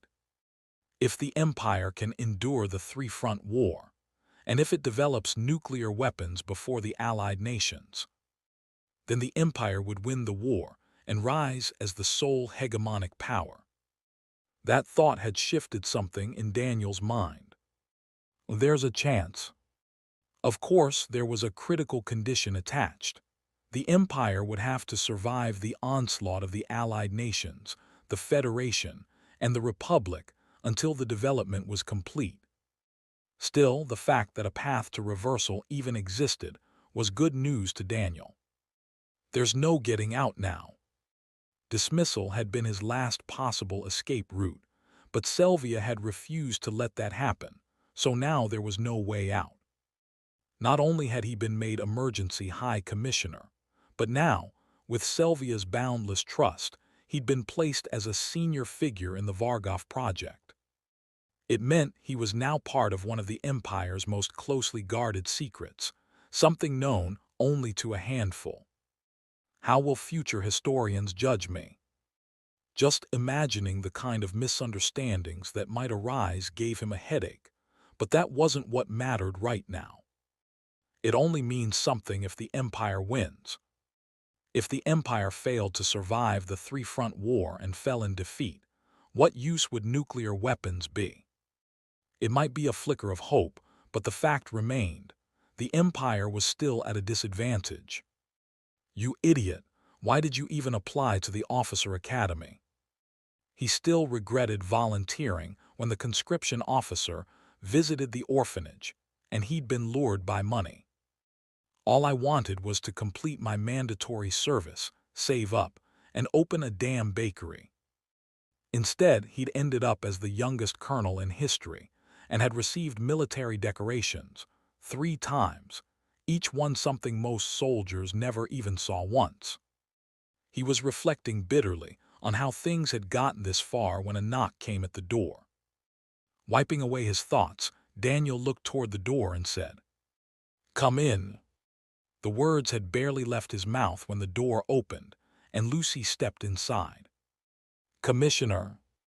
Lucy gave a salute with her usual emotionless expression. Daniel returned it half-heartedly, and Lucy lowered her hand, getting straight to the point. "Someone's here requesting to speak with you, sir." "At this hour, who is it?" "Count Afilo Argenthar, who runs an art auction company." Count Afilo. So a noble had finally taken the bait. Daniel nodded inwardly. "Let him in. We can't just turn away a guest who came all this way." "Understood." With a nod, Lucy left the office. Muffled voices could be heard briefly outside, and then a middle-aged man entered the room. He had a neatly groomed beard, clearly well-maintained on a daily basis. With slightly drowsy eyes, Afilo stared at Daniel before offering a faint bow. Daniel greeted him in return. "Count Afilo." Smiling, Daniel gestured toward the chair across from him. To Afilo, it was an unpleasant gesture. After all, Daniel, a man of orphanage birth, hadn't even stood up to greet him. But he couldn't protest. In today's empire, to oppose Daniel Steiner, the emergency High Commissioner of Public Security, was no different than defying the Empress herself. Afilo stepped forward and sat down in the offered seat. Daniel rested a hand on his desk and offered a mild smile. "Have you eaten, Count? If it suits you, I'd like to speak over a meal." "I'm not here to receive favors, so I'll have to decline." "I see. Then may I ask, what brings you here today?" Daniel asked directly, but Afilo wasn't about to be drawn in so easily. After all, he wasn't here to sell out his associates. "You think I don't know what you're up to, Colonel Daniel Steiner?" He'd heard that the editor-in-chief of the Imperial Daily had received a relatively light punishment, merely dismissal, after meeting with Daniel Steiner. And then the Director of Security had voted in favor of the establishment of the National Security Oversight Bureau. These events had sparked rumors among the nobility. The most common theory: if you cut a deal with Daniel Steiner, you might avoid punishment. But Afilo was different. Letter 1D627, letter 1D4C7, letter 212F, letter 212F, letter 1D464, letter 212F, letter 1D623, letter 1D450, letter 1D630, letter 1D45A. He had seen through it, that Daniel had deliberately sown discord within the surviving ranks of the noble coalition. He wasn't going to let himself be trapped by the man's witch hunt. So, in secret, he had called a meeting of the coalition and volunteered to extract information from Daniel himself. If Daniel Steiner had learned about the noble coalition from Duke Belvar, they had reason to worry. But if not, if Daniel didn't actually know who the remaining members were, then there was no need to panic. If he knew the members of the noble coalition, he'd have acted by now. He wouldn't just sit around in the High Commissioner's office like a hunter waiting beside a sprung trap. That could only mean one thing. Duke Belvar hadn't revealed any information about the noble coalition to Daniel Steiner. And really, that was to be expected. If Belvar betrayed the coalition, the nobles wouldn't sit idly by. They retaliate by submitting piles of testimony designed to destroy the House of Belvar, whether to reduce their own punishment or simply out of spite. If during that process the whereabouts of Belvar's family were discovered, everything would be ruined, which meant Belvar had no choice but to keep his mouth shut. If anything, it might not be the noble coalition that had its back to the wall, but Daniel Steiner. I simply, Afillo began, requested this meeting in the hope that you, Commissioner, would root out the collaborators lurking in the Empire as quickly as possible. I'm also quite curious about the condition of the traitor Duke Belvar. Daniel didn't respond. He simply tapped his index finger against the desk with a faint, unreadable smile. A subtle pressure lingered in the air as Daniel shrugged once. I'm afraid I can't disclose that. It's classified.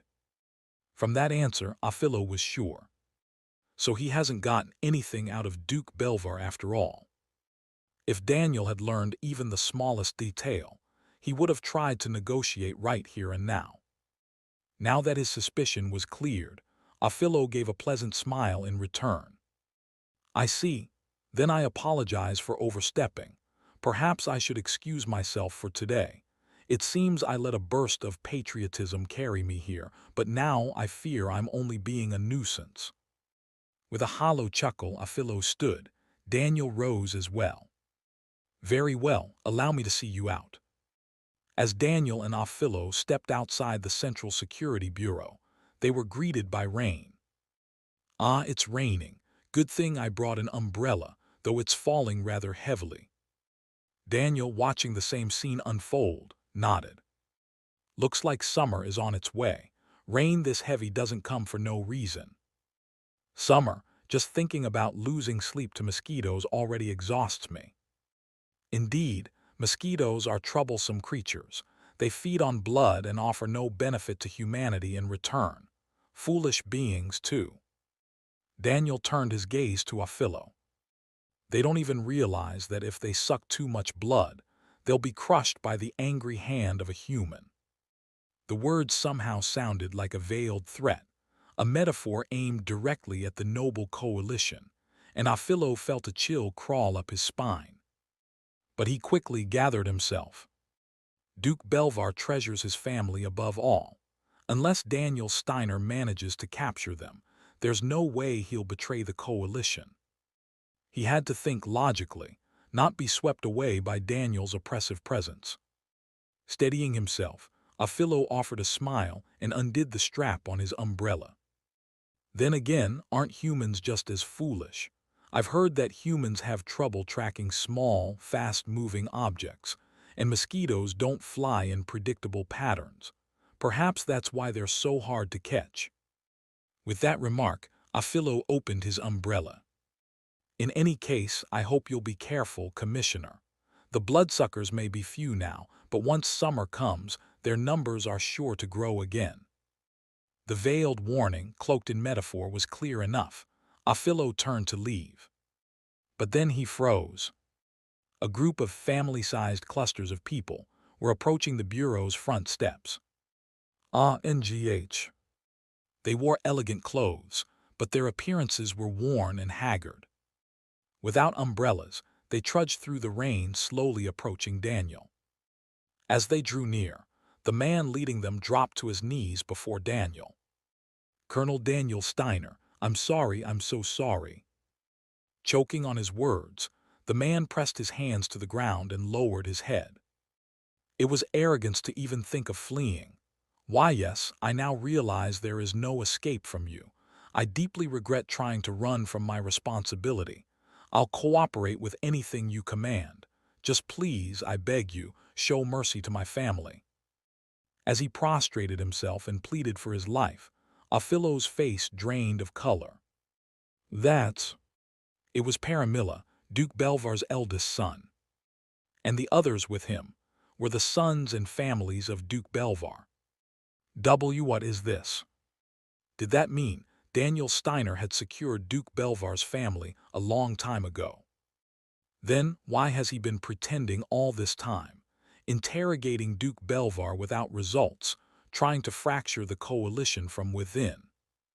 If he'd used them, it would have been easy to extract the names of every noble coalition member from Belvar. And yet he kept it hidden. Why? Because he had been toying with Duke Belvar and the entire noble coalition. He let Duke Belvar cling to hope that his family was still safe. And he let the coalition cling to hope that they might survive unscathed.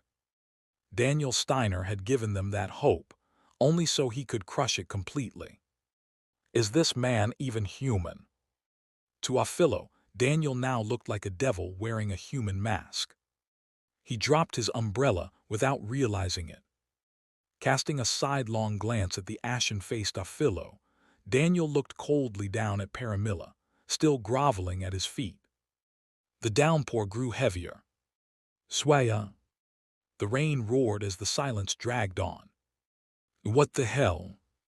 Unlike Ophilo, Daniel himself had no idea what was going on. Why are you people even here? He wasn't joking. He genuinely didn't understand. Chapter 175. Misinterpreting Daniel's speechlessness as something else, Paramilla cried out, even more desperately and servilely. If there's anything you desire from me, I'll give it to you. All the wealth I've accumulated until now. No, my fortune already belongs to you, Colonel Daniel. I'm sorry. I should never have dared to claim ownership. While Paramilla babbled as he begged for his life, Daniel was lost in thought. Who? He had no idea who had captured Duke Belvar's family and sent them to the Central Security Bureau. Of course, at the time when the civil unrest had been settled, he had indeed ordered some of the faster grenadiers to search and pursue the escape route taken by Duke Belvar's family. If they had been the ones to find them, he should have received a report. A report stating that they had secured the Duke's family and were sending them to the Central Security Bureau. But Daniel had never received such a report, which meant that someone had acted independently and aided Daniel Steiner of their own accord. A sense of dissonance. I've felt something like this before. When coincidences continue, they stop being coincidences. I suppose I have to consider it inevitable now. But even if there's some hidden group helping me, why? He had no way of knowing the reason, but there was no need to reject a gift that rolled his way. Daniel turned and looked at the soldier standing guard at the Central Security Bureau. You! Startled by the scene unfolding in front of him, the soldier snapped to attention at Daniel's voice. Why, yes, High Commissioner. Go inside and bring out Lieutenant Freen. She's probably spending her time in the underground detention cell. Understood. The soldier saluted sharply, then turned and ran off. Watching this, Daniel slowly descended the steps and stood in front of Paramilla. Raindrops fell from the sky, soaking his uniform cap and shoulders, but he didn't care. There was something he wanted to confirm with them. Raise your head. At Daniel's command, Paramilla took a breath and lifted his head. With his hair in complete disarray and his face gaunt and sunken, it was hard to believe this man had once been the head of a major conglomerate. Clicking his tongue, Daniel let out a low sigh and spoke. Who made you like this? Why, of course, it was you, Colonel Daniel. Me, you say? Letter 1D453, letter 1D633, letter 1D452, letter 1D452, letter 1D4CC, letter 1D626, letter 1D624, letter 1D45C, letter 1D45A. He let out a laugh, incredulous. That quiet laugh, mingling with the heavy rain falling around them, created a gloomy, ominous atmosphere. Calming his laughter, Daniel opened his mouth again. I'll ask one more time, who made you like this? Daniel's question was sincere, but Paramilla's mind was flooded with thoughts. Combining them, all led him to a conclusion. Daniel doesn't want the existence of his private organization to be revealed to the world. Having completely misunderstood Daniel's intentions, Paramilla swallowed nervously and replied. It was my conscience that did this to me. Yes, Colonel Daniel had little to do with this. I only came here to confess, that's all. Though Paramilla had tried his best to flatter him, Daniel found the answer lacking. After a moment of silence, Daniel lowered himself onto 1 degrees NOVELIGHT degrees knee to meet Paramilla at eye level. Perhaps I phrased my question poorly. Surely you must have met them. The organization that caught you while you were fleeing, didn't you? That is. Tell me everything. What did they look like? How did they operate? What did they say to you? Paramilla, frozen stiff, blinked once and lowered his head. I don't know. You do know. Yes, they all operated in the dark and they were wearing gas masks so I couldn't see their faces. And their leader. His breathing grew rough. As if overtaken by fear, Paramilla's eyes darted around wildly. Then he suddenly grabbed Daniel's hand. I truly don't know anything.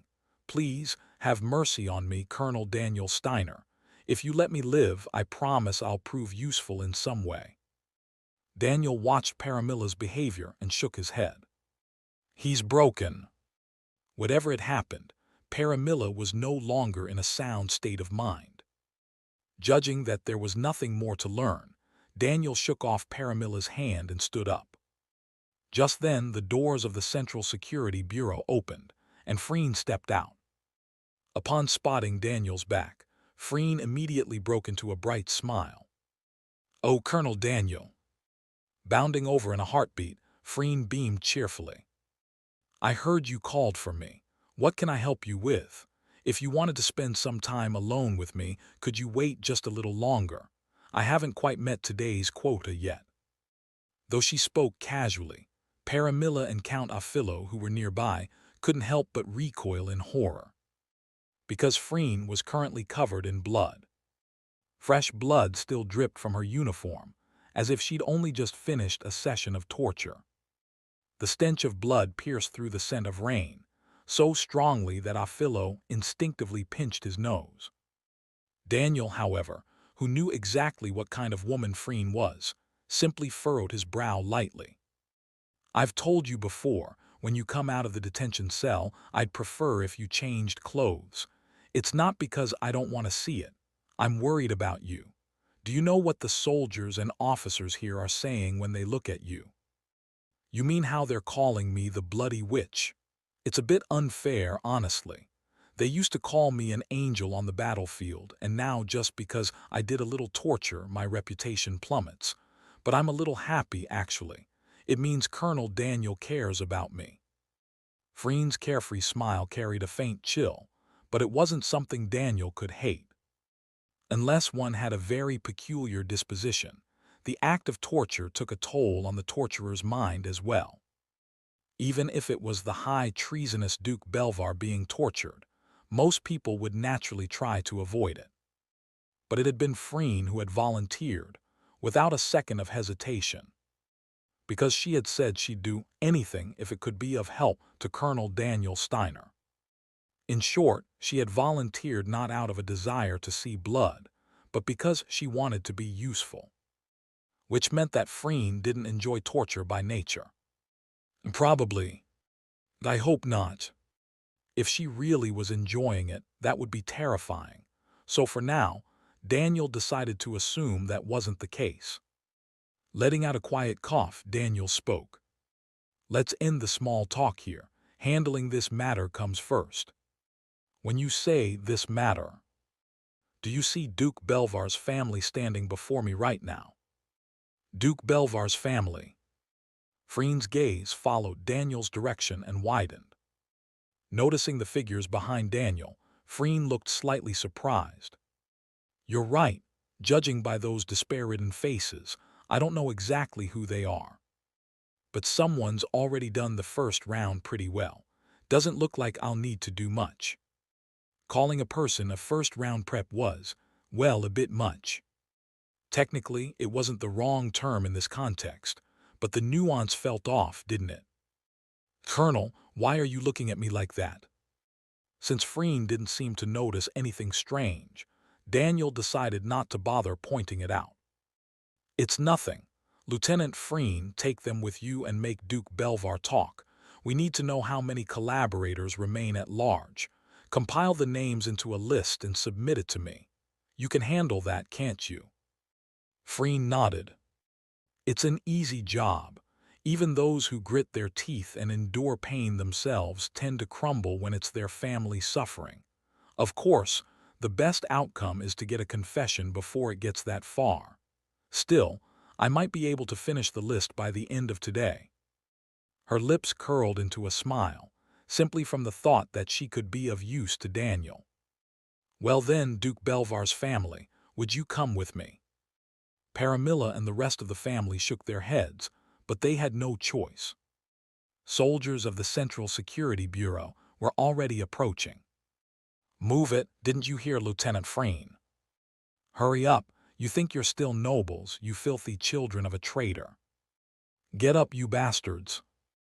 As the soldiers barked out orders, Paramilla and his family stood up in fear. Even as he walked, nervously eyeing the soldiers, Paramilla kept glancing at Daniel. Colonel Daniel, please, not her, please. Whether or not he'd heard Freen's fearsome reputation from somewhere, Paramilla was reacting with something beyond hatred, practically a seizure. It was unfortunate, but what could be done? Leaving it to Freen was the shortest path to extracting Duke Belvar's confession. Sending them a wordless sympathy in his heart, Daniel turned and climbed the stairs. Under the eaves, as he began removing his soaked officer's coat, Count Affillo approached. "See, Commissioner, I think I may have misunderstood the situation. How about the two of us have a private talk?" Having seen the tables turn, Affillo was now trying to save himself by offering to betray his comrades. But Daniel no longer needed any information from Affillo, because Duke Belvar surely knew far more than Affillo ever would. "I'm afraid that won't be necessary." Daniel folded his coat over his arm and straightened his uniform. "Count Affillo, didn't I tell you once before that mosquitoes are foolish creatures?" The hand adjusting his sleeve rose to his tie. "They pick fights even though they know it'll get them killed. That's what makes them especially foolish." Adjusting the tie at his collar, Daniel continued. "There won't be a single mosquito left in my house this summer. I'll make sure of it."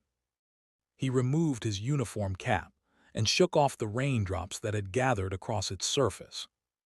A heavy silence filled the space between them. As the rain, once thick, began to thin out, Daniel looked over at Affillo. "Don't you find it exciting, Count Affillo, to see just how?" Staring at Affillo, who was now sweating coldly, Daniel gave him a cold, serene smile. "I'll crush the mosquitoes to death." Chapter 176. After sending Count Affillo away, Daniel headed down to the underground detention cells with Freen. He had originally intended to leave the matter entirely in Freen's hands, but changed his mind after seeing Affillo's attitude. It was clear that the right course of action was to extract the list of collaborators from Duke Belvar as quickly as possible, so that the noble coalition would be unable to recover or attempt any countermove. And so, accompanied by Duke Belvar's family and several soldiers, Daniel descended into the underground of the Central Security Bureau and surveyed his surroundings. Under the indifferent flicker of incandescent bulbs, several nobles could be seen behind iron bars, now living like common criminals. Unwashed and disheveled, they lowered their heads or turned their gaze away as Daniel passed. Like frightened puppies before a tiger, they cowered in fear. Such scenes stirred dark thoughts. If the 7th Armored Division had been nearly annihilated on the Eastern Front, then the one branded a traitor and thrown behind bars would have been none other than Daniel himself. Power was a cruel thing, where the victor claimed everything and dictated the loser's fate. Even so, Daniel felt no sympathy for these people. They were the very collaborators who had bet their stakes on Duke Belvar and sent their own nation's soldiers to die. Daniel, casting a scornful glance at them, withdrew his gaze just as Freen, who was walking ahead, came to a stop. "Here we are. This is where Duke Belvar is being held. It's a little crowded with visitors today, but the space is wide enough for everyone to fit." With her usual clear tone, Freen pulled a ring of keys from her belt and opened the cell door. She entered first, followed by Daniel and the rest of Duke Belvar's family. The first thing Daniel saw upon entering was Duke Belvar, bound to a chair beneath the flickering light of a bulb. His hands and feet were bloodied, likely from Freen's torture, and dried blood was caked around his mouth. Even so, he appeared relatively intact on the surface, because Freen, after completing the torture, had restored his body with her unique healing magic. So in theory, she can inflict eternal suffering. This really is hell. Clicking his tongue, Daniel watched as Paramilla, who had entered belatedly, recoiled and covered his mouth in shock. The rest of the family also gasped or began to sob softly upon seeing Belvar's ruined state. It was the first time they had ever seen the once dignified and authoritative Duke brought so low. Letter 1D5F3, letter 1D42B, letter 1D6AT, letter 1D5F2, letter 1D6A0, letter 1D6AT, letter 1D5F0, letter 1D5FC, letter 1D5FA. Father, how could Duke Belvar end up like this? This can't be happening, Father. Though his family murmured in horror, Freen paid them no attention. She simply walked delicately toward Belvar, who remained motionless with his head lowered. Your Grace, it's me. She spoke in a gentle voice, but Belvar didn't so much as twitch. Oh dear, seems he hasn't regained consciousness yet. In that case, I'll cast a little spell. Speaking as if narrating to an audience, Freen placed her hand on Belvar's head. A dark aura flickered at her fingertips, and Belvar's body jolted violently as if having a seizure. Then slowly, his cracked lips parted. You again, how many times must I tell you, you'll get nothing from me? Confirming that Belvar was conscious, Freen removed her hand. You really are impressive. I've used every method I know to try to get your Grace to talk. An ordinary person would have been crying and screaming long ago, begging to confess something, anything. A faint smile crept across Belvar's lips. What would change if I told you everything I know? That I be spared torture until the trial and sentencing. Spare me your pity. He chuckled, his shoulders trembling. I'm already a dead man. It's easier to think of it as paying for my sins before I go. No matter how skilled you are at torture, I will never speak. Oh, but wouldn't things be different if the ones receiving the pain weren't you, but your family instead? My family? What are you talking about? Belvar instinctively raised his head, then froze. Through the messy strands of hair that fell across his eyes, he could see Paramilla. And not just Paramilla. His second and third sons were also standing there, their faces tight with tension, staring straight at him. At first, he thought it was a hallucination brought on by pain. But no matter how many times he blinked, the family standing before him didn't disappear. Why are you here? You should have escaped by now. Why are you still? For the first time, Belvar's voice trembled. Daniel, having confirmed Belvar's shaken state, calmly opened his mouth. Let me lay out the terms. At the sound of Daniel's voice, Belvar snapped his head toward him. There stood Daniel, arms crossed, gazing down at him with an unwavering stare. Duke Belvar, if you wish to keep your family safe, you will reveal everything you know. If you refuse again, I will have no choice but to use the worst method you can imagine. Belvar said nothing. The situation was too confusing. He had no idea how to respond. His breathing grew ragged, and his pupils quivered. This doesn't make sense. How? When Daniel Steiner invaded the capital, my family should have already reached the port city of Lost Bellemont. How could they have been captured? Staring blankly into space, Belvar slowly turned his eyes toward Daniel. Don't tell me. You used some private organization to move ahead of me. When Daniel didn't respond, Belvar let out a hollow laugh. Excellent, truly excellent. You'll stop at nothing to root out your enemies. Then let me ask you something. What makes you any different from Count Calhedra?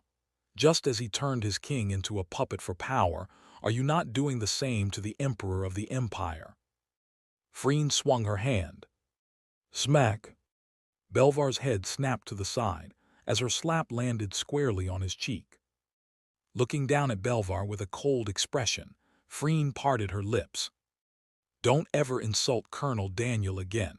That was your final warning. Though her mouth wore a smile, her eyes were nothing short of murderous. Also, it seems your grace doesn't fully grasp the situation you're currently in, so let me explain it to you, kindly. Freen gently placed her hand on Belvar's shoulder. We'll start with the eldest son. We'll place a chair in front of you, tie him up exactly like you are now, and subject him to every form of torture imaginable. Everything you went through and more. We'll try some new methods, too. Doesn't that sound fun? Belvar clenched his jaw in fury, but Freen ignored him. The rest of your family will be tortured one by one in turn. Imagine it, your family screaming in agony. Tell me, when it comes to the end, who do you think they'll blame? Me or? Freen leaned in and whispered in Belvar's ear. You, who led your innocent family into hell. Belvar's bound hand twitched. He imagined it, his family, tied up across from him, being tortured by Freen. The screams, the curses, the crying, it all played in his mind like a vivid hallucination. His trembling hands began to shake more violently, and a deep sound escaped between his clenched teeth. The sound soon became a sob, and tears welled in Belvar's eyes. He had kept silent until now to protect his family. But if that silence only brought them pain, then what was the point? Even worse, this insane woman in front of him, she was the type who did what she said. If it was something that benefited Daniel Steiner, she would never hesitate. From what little time he'd spent speaking with her in this place, he knew she was a fanatic, someone who'd sacrifice her life without blinking if it served Daniel Steiner.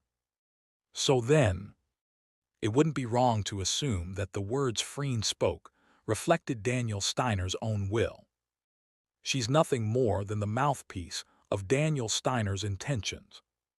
Thinking this, Belvar turned his gaze to Daniel, eyes filled with dread. Standing there, arms crossed, eyes cold from beginning to end, he looked like a true cold-blooded monster. He doesn't even blink when we talk about torturing innocents. As Belvar was swallowed by despair, Daniel, unseen by the others, broke into a cold sweat. What the hell, Freen, why go that far? It wasn't that he didn't blink. It was that Daniel himself was so shocked he froze. He hadn't expected Freen to talk about torturing all of Belvar's family, one after another. But of course Belvar couldn't have known that, and to him it felt like there was no way out. I'll talk. If hell existed, this was it. Eyes closed, voice shaking from sobs, Belvar finally spoke. I'll say whatever you want. Taking a deep breath, he opened his eyes, and instead of looking at Freen, he turned to Daniel. Colonel Daniel Steiner, I beg you. With his expression collapsing into something half-pleading, half-resigned, Belvar continued. Please spare my family. At those words, one of Daniel's eyebrows twitched. Why's he begging me? To be honest, it felt a little unfair. I mean, I'm glad it worked out, but still. He couldn't help but feel a creeping unease, like he'd unintentionally earned himself a whole new layer of infamy. Chapter 177. Meanwhile, inside the Eisenkron Imperial Palace, the Empress Selvia's bedchamber. HMPH. Selvia, clad in pajamas, sat on the edge of the bed once used by her father. To establish the National Security Oversight Bureau, I'll need to enact a foundational law first. Then, I must order the Finance Ministry to review the budget and issue formal approval for the organization. She had to go over tomorrow's agenda, but her eyes kept drooping with drowsiness. She tried her best to fight it, but her body wouldn't listen. Drawn into slumber before she realized it, Sylvia jerked her head forward, then snapped herself awake. Ugh. The strange sound she made trying to wake herself echoed awkwardly in the quiet bedroom. Embarrassed for no real reason, Sylvia glanced around. Confirming no one had seen her, she let out a small sigh of relief. Then, half-lifting her eyes, she gave a self-deprecating smile. Maybe it's post-meal drowsiness. I did eat dinner a bit late. Though truthfully, it was closer to sleep deprivation than food coma, Sylvia forced herself to deny it.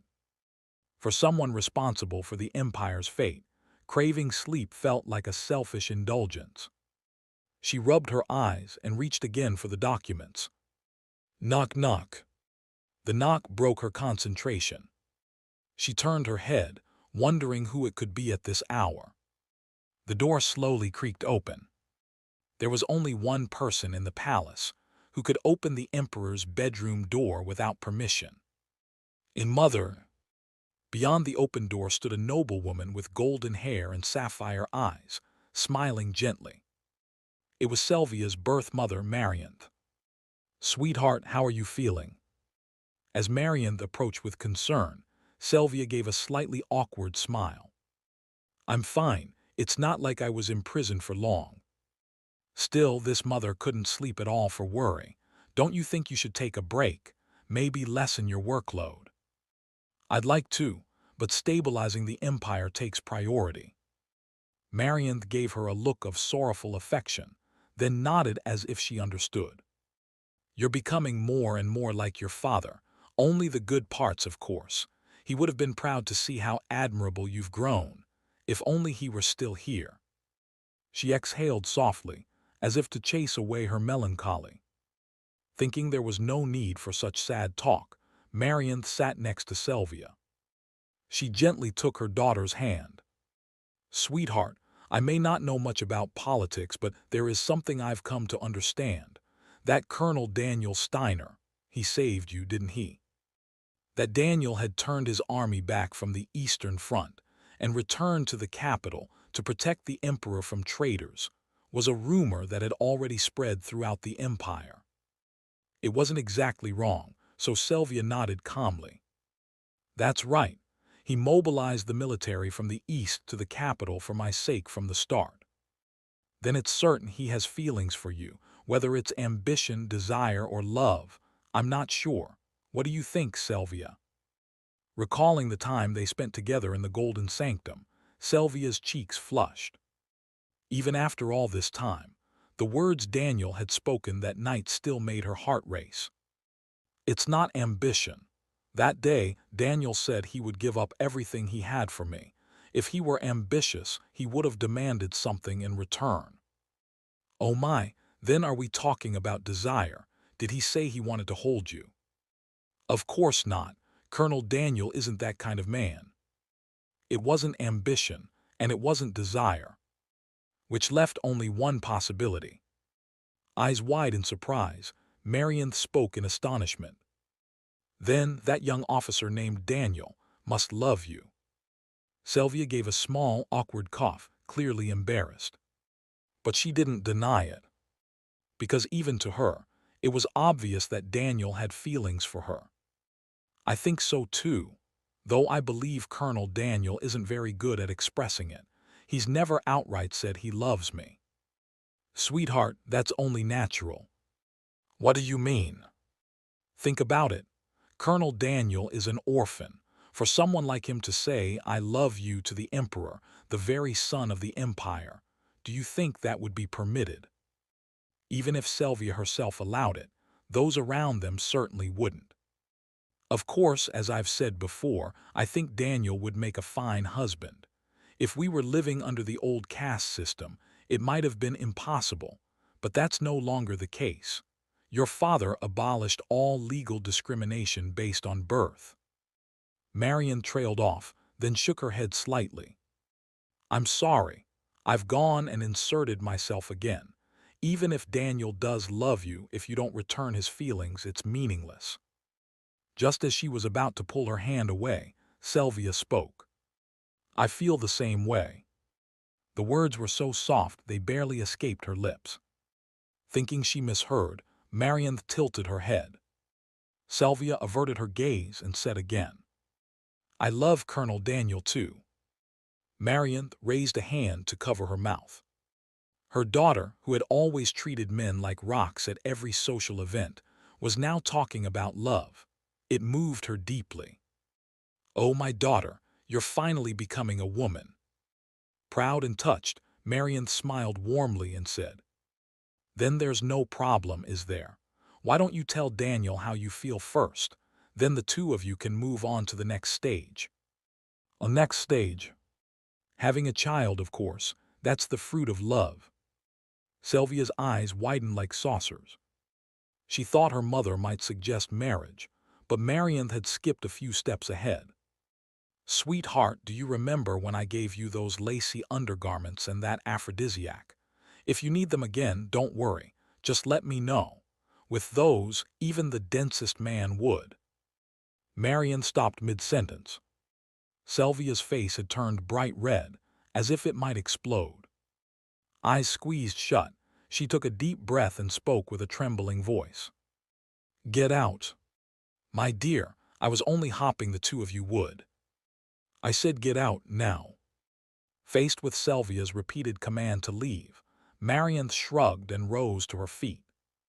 "Sylvia, this mother will always be here with an open heart." Sylvia slowly opened her eyes and glared at Marianth. It was her version of a threat, but with her face still flushed red from embarrassment, it only made her look adorably indignant.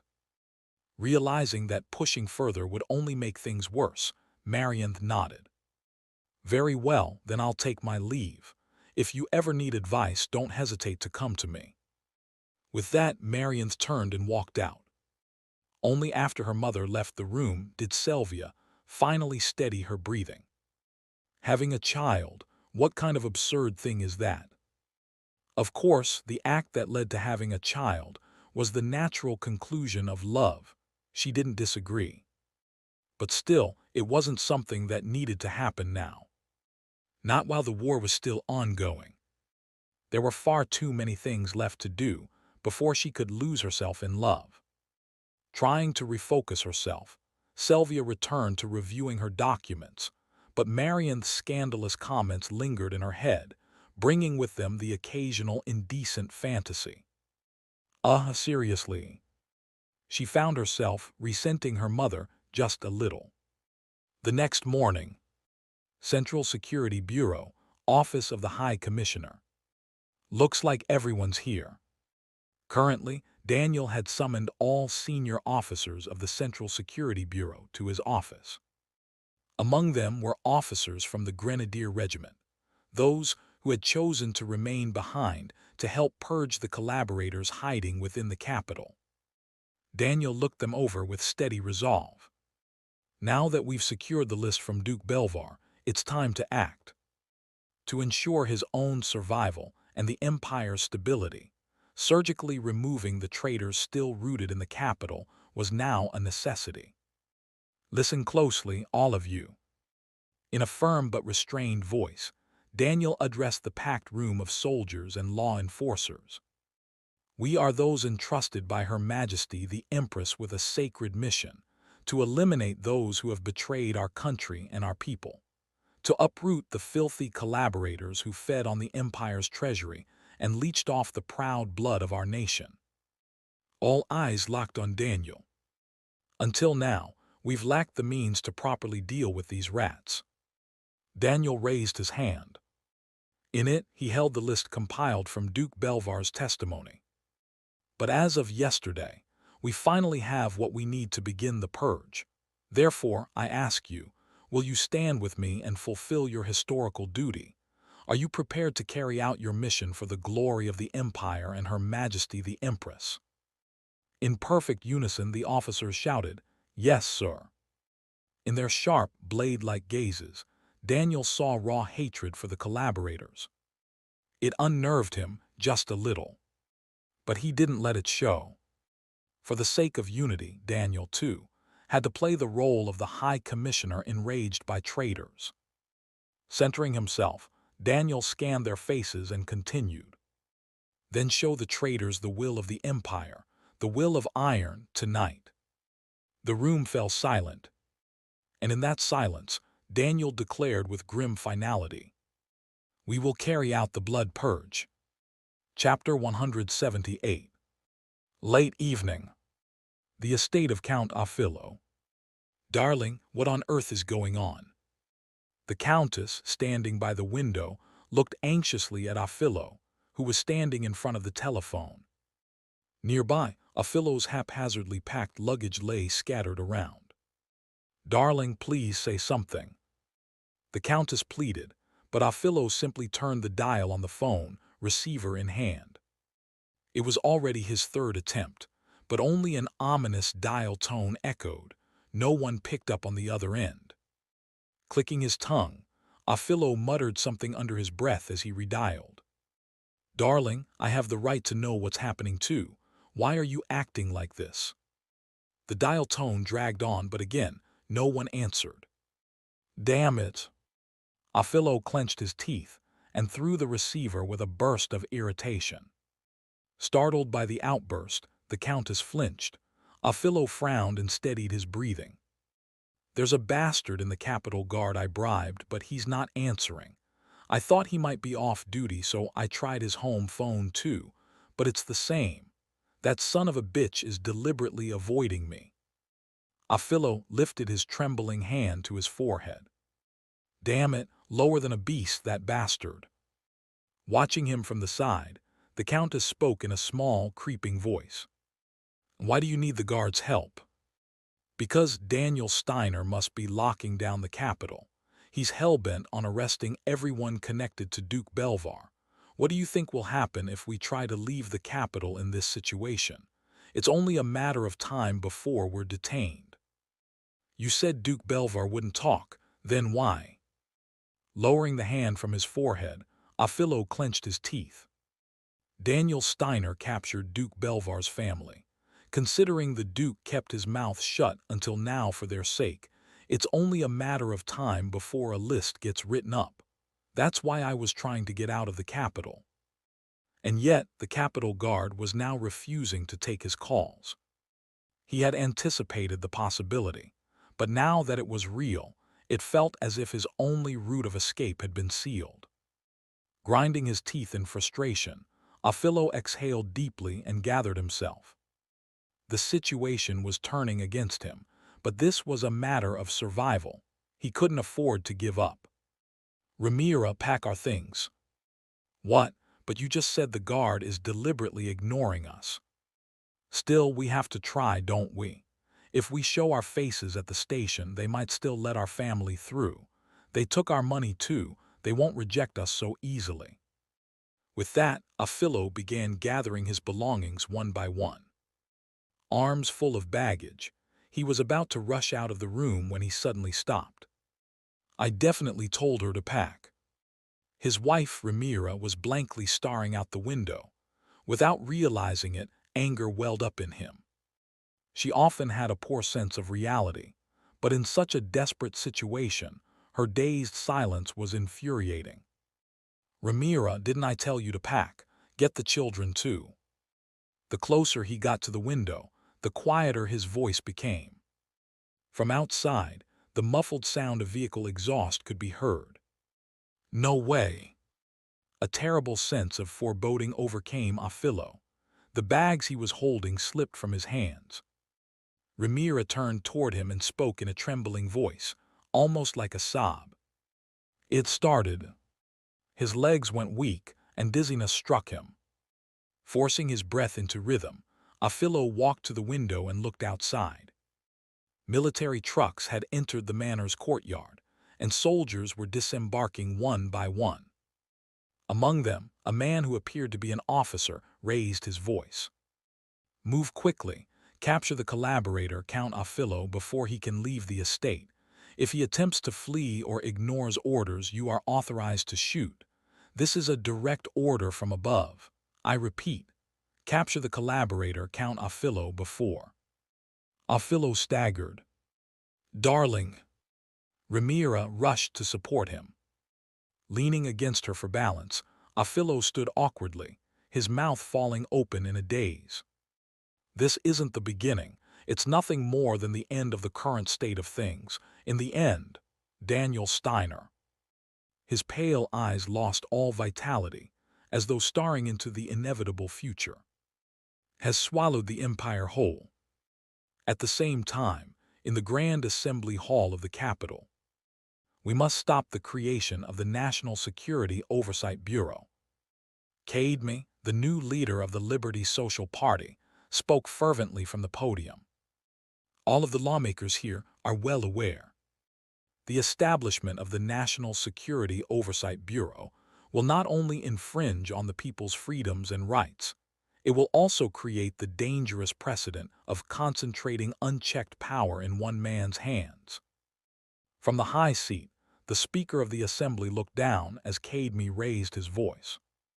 I understand the purpose and principle behind the Bureau's creation. No one here disagrees that traitors like Duke Belvar must never be allowed to rise again. But is this the right way? Do you truly believe this is the only way? Most of the Assembly members remained silent in response to Immgwc's appeal. Even to them, the establishment of the Bureau felt far too radical. Many believed the Bureau should be established only after sufficient deliberation and legal justification. Noticing that the lawmakers were beginning to waver, Immgwc shouted out after a brief silence. Mr. Speaker, and all the honorable members of this assembly, can anyone here confidently say that this organization, the Security Oversight Bureau, will restrict its reach to collaborators or terrorists? I, for one, do not believe so. What I'm saying is that the person appointed as its director could easily seize the innocent. Immgwc looked around at the lawmakers. The Security Oversight Bureau is demanding that kind of overwhelming power from Her Majesty the Empress, and now it's coercing the National Assembly to approve its creation. Is this truly for the sake of the empire, or is it merely for Colonel Daniel Steiner? Murmurs rippled through the chamber. No one had expected Immgwc to directly invoke Daniel Steiner's name. In such a sensitive debate, defending Immgwc was politically dangerous. Everyone had been whispering behind closed doors, but Immgwc didn't care. He was certain blocking the establishment of the Security Oversight Bureau was the only way he might survive. We were elected to represent the will of the people. The people do not want to be monitored or controlled. If surveillance and control are to be exercised, then at the very least, freedom and the right to resist must also be guaranteed. But this Security Oversight Bureau that Daniel Steiner is trying to create.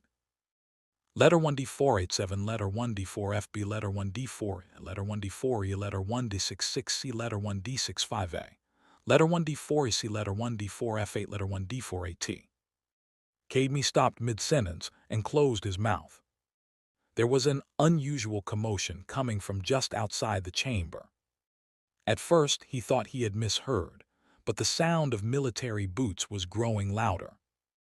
Other lawmakers, alarmed by the noise, turned to look at the main entrance of the Assembly Hall. What is that noise? Could it be troops from the Central Security Bureau? Even so, to come into the National Assembly. While everyone was at a loss, the doors suddenly burst open and grenadiers stormed in. As the lawmakers gasped in shock, the soldiers quickly occupied the chamber. From his high seat, the Speaker of the Assembly watched in stunned silence as the soldiers encircled the lawmakers, and then he saw the one who had ordered this. Daniel Steiner. Beyond the wide-open doors, Daniel entered, dressed crisply in his black uniform. All eyes were fixed on him as he calmly walked into the chamber and came to a halt. With his hands clasped behind his back, Daniel slowly looked around at the lawmakers before bowing slightly with a faint smile. Honorable lawmakers, Mr. Speaker, I deeply regret interrupting your session at this late hour. As the lawmakers swallowed dryly, Daniel continued speaking. I see many of you are surprised, but I ask that you not misunderstand. I did not come here to persecute the members of this assembly. I came only to apprehend the collaborators who are hiding here like parasites. Cadme, still at the podium, broke into a cold sweat. He knew exactly who Daniel was referring to. He, along with several members of the Liberty Social Party, had conspired with Duke Belvar. Daniel had discovered this, and now he had taken the assembly by surprise. I'll make this quick, so I ask for your cooperation. I do not wish for unnecessary chaos, so please remain in your seats. What do you think you're doing? The speaker interrupted Daniel, jumping up from his seat. Descending from the podium, the speaker strode straight toward Daniel. Colonel Daniel Steiner, are you saying you intend to arrest lawmakers within the sacred halls of the Assembly? Do you mean to deny the parliamentary immunity granted to our members?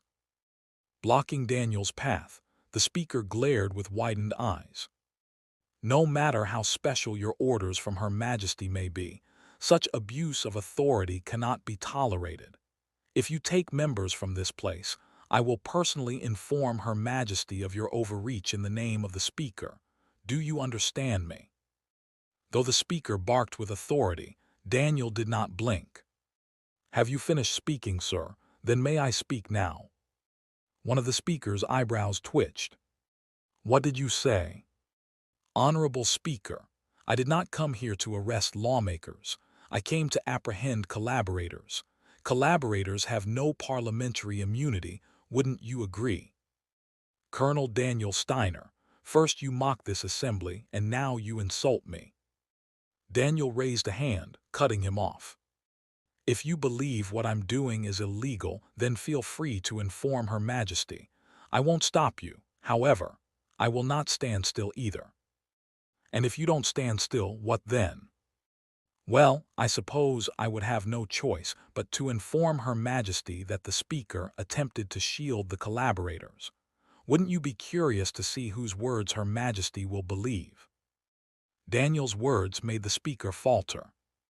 The heat of his anger began to cool, and with it came a chill down his spine, a fear of what might lie ahead. The Speaker was left speechless, and Daniel spoke again with a smile. As you said yourself, I am currently carrying out a special order from Her Majesty, so please don't stand in my way. And one more thing. Daniel lowered his hand, his voice quieting. This is your first and final warning. Though it sounded like a warning, it carried the weight of a command, and the Speaker could no longer argue. Lowering his gaze, he stepped aside. Raising his head, Daniel resumed speaking. Well then, let's begin the operation. Grenadier Battalion. The smile that had lingered on Daniel's lips vanished in an instant. Arrest all the collaborators hiding here in human disguise. His eyes sharpened as he looked toward Cadme, still standing at the podium. Every last one of them. Chapter 179. The soldiers, following Daniel's orders, moved in perfect coordination. It was a surreal sight, soldiers roaming through the National Assembly with restraints in hand, but none of the lawmakers dared protest against Daniel Steiner. At this moment, in this place, Daniel Steiner was no different from the Emperor himself. Damn it! Amidst the deadly atmosphere, one of the lawmakers listed on the collaborators list jumped to his feet. Cadme, our only crime is following you, isn't it? We didn't even know exactly what we were getting involved in. If we had known it was about joining a rebellion, we never would have cooperated.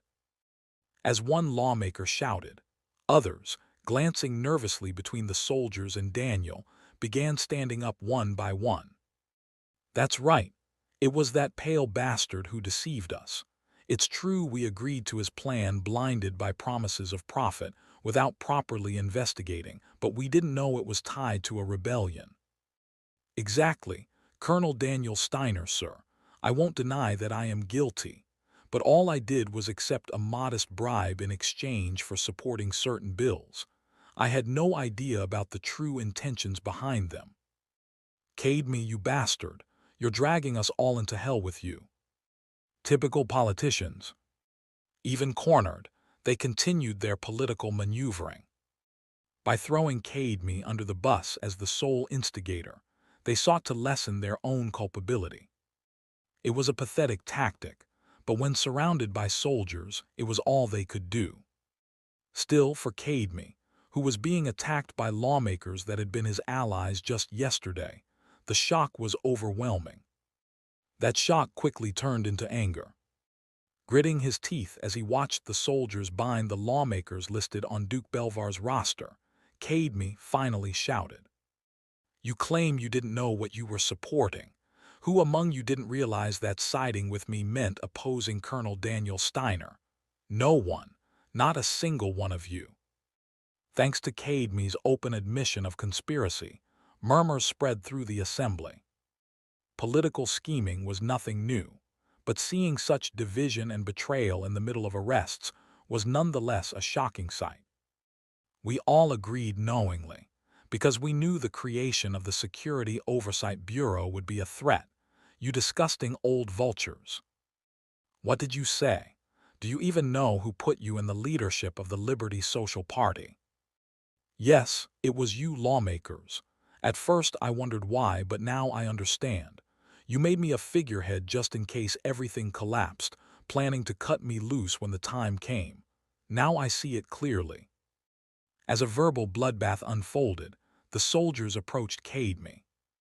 Seeing the soldiers drawing near with restraints in hand, Cadme, his face tense, suddenly slammed his foot into the ground. Shoving aside the soldier trying to grab him, he stumbled toward Daniel and urgently cried out, "Colonel Daniel Steiner, I can tell you everything.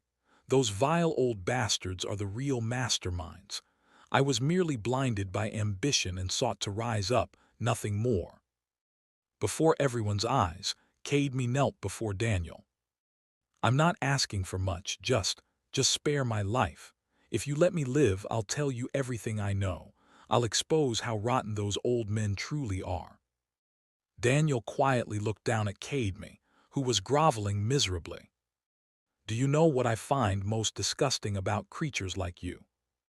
His cold voice echoed through the assembly. As the chamber fell into silence, Daniel spoke again softly.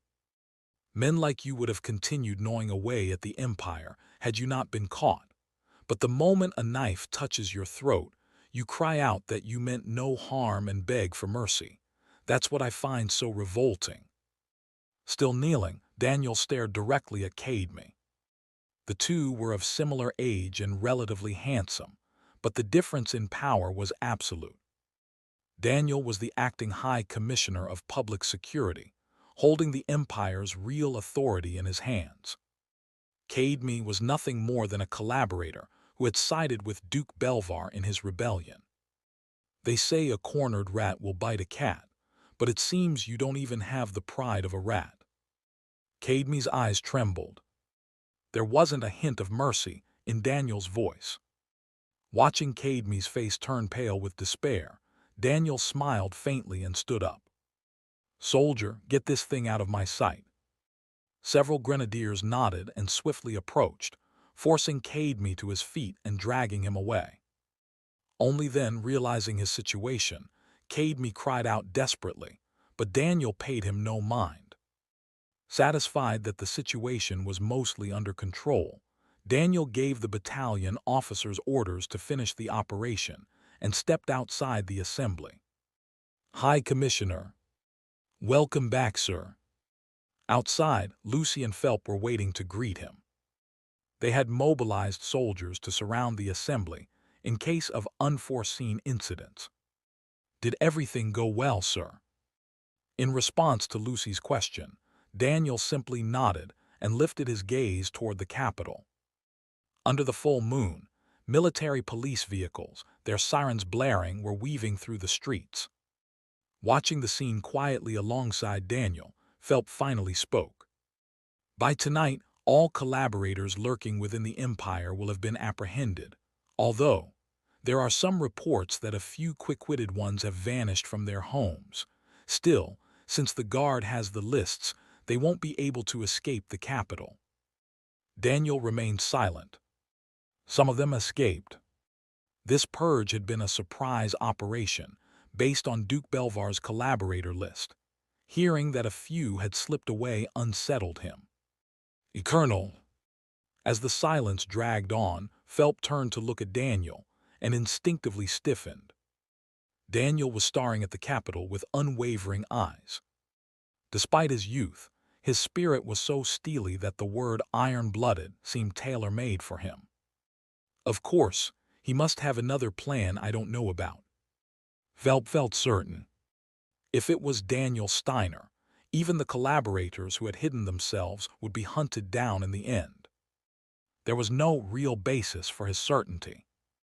But the countless achievements Daniel Steiner had already accomplished convinced him. If it's Colonel Daniel Steiner, he would not permit a single gap in his operation. Meanwhile, in the signal control room of an abandoned station. Damn it, Daniel Steiner has finally gone and done it. In the signal control room of a station abandoned due to the railroad consolidation, a group of nobles sat around a table, speaking under the dim glow of a single incandescent bulb. One particularly unusual detail: they were all wearing masks to cover their faces. This was due to a standing agreement. Should one of them be captured, they would not be able to betray the others. As a result, everyone present faithfully wore a different mask while exchanging opinions. Even if we managed to escape here safely, what about the others? We said we'd gather here in case of emergency, but judging from the numbers, it seems someone's missing. They might be on their way. What if they were caught? Shouldn't we move to a different location? Move where? Daniel Steiner has the entire capital under lockdown. There's no safer place than this. There's no way the military police would think to search a rundown abandoned station like this. Though everyone nodded as if in agreement, their breathing was heavy with unease and anxiety. Gathering at the abandoned station in an emergency had been a sound idea, but no one could come up with a clear countermeasure against Daniel Steiner. As they all struggled with their thoughts, a young man wearing a masquerade mask finally spoke. Does no one here have private troops they can mobilize? Even if we're outmatched, shouldn't we at least attempt to block Daniel Steiner? I brought a few men under the pretense of personal escorts, but what good are they against Daniel Steiner? Of course, we couldn't fight him head-on, but once tonight's situation calms and the capital quiets down, Daniel Steiner will surely lower his guard. That's when we must strike. Strike how? With a few showing interest, the man in the masquerade mask pressed forward. We select those among us who are skilled in stealth and order them to assassinate Daniel Steiner. If it succeeds, excellent. If it fails, it will still throw the city into chaos, and we can use that moment to escape.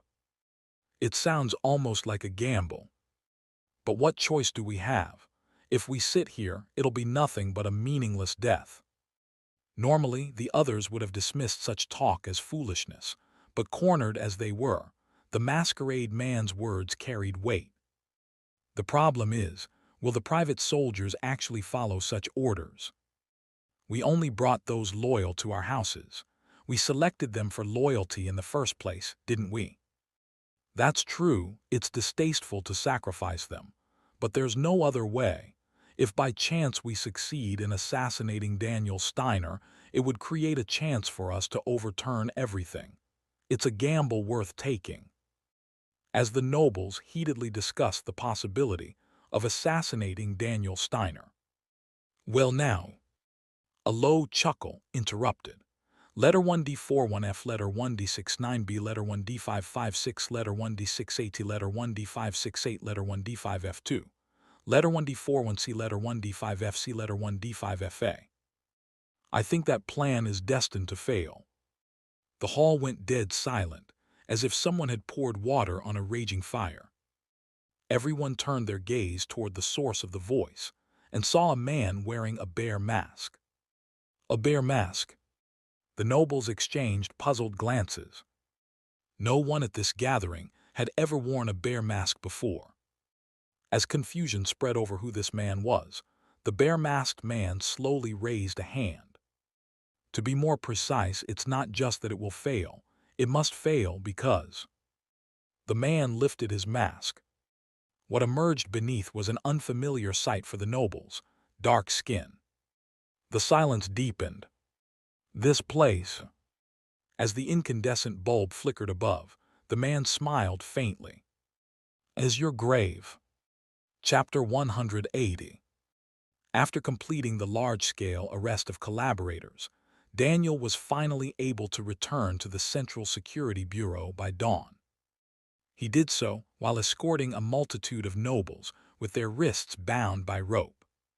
The sight of numerous nobles, once active in the political and business worlds, being dragged in as criminals was shocking no matter who witnessed it. Amid the stunned faces of the police officers under the High Commissioner of Public Security who were guarding the Central Security Bureau, Daniel quietly gave his orders. All of them were to be imprisoned underground, and if there was a shortage of space, they were to request assistance from the military police corps. The High Commissioner, who harbored a certain fear of Daniel, accepted the order, bowing deeply at the waist. Afterward, Daniel entered the emergency High Commissioner's office and fell into brief contemplation. It bothered him that a few quick-witted nobles had managed to escape without being captured.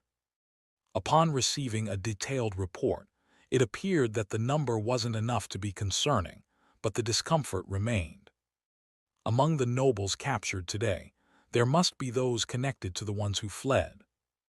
If he gathered information, conducting a search would not be difficult, but the problem came after that. The moment the collaborator purge is perfectly completed, I will be removed from the post of Emergency High Commissioner.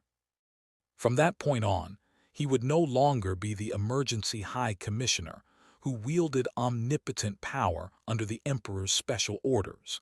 He would have to return to being a mere soldier following the commands of the military high command. Of course, they wouldn't dare treat me as carelessly as before.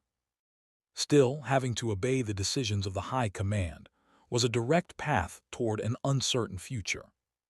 To put it bluntly, now that internal matters were settled, they could very well decide it was time for him to contribute externally and send him to the Eastern Front.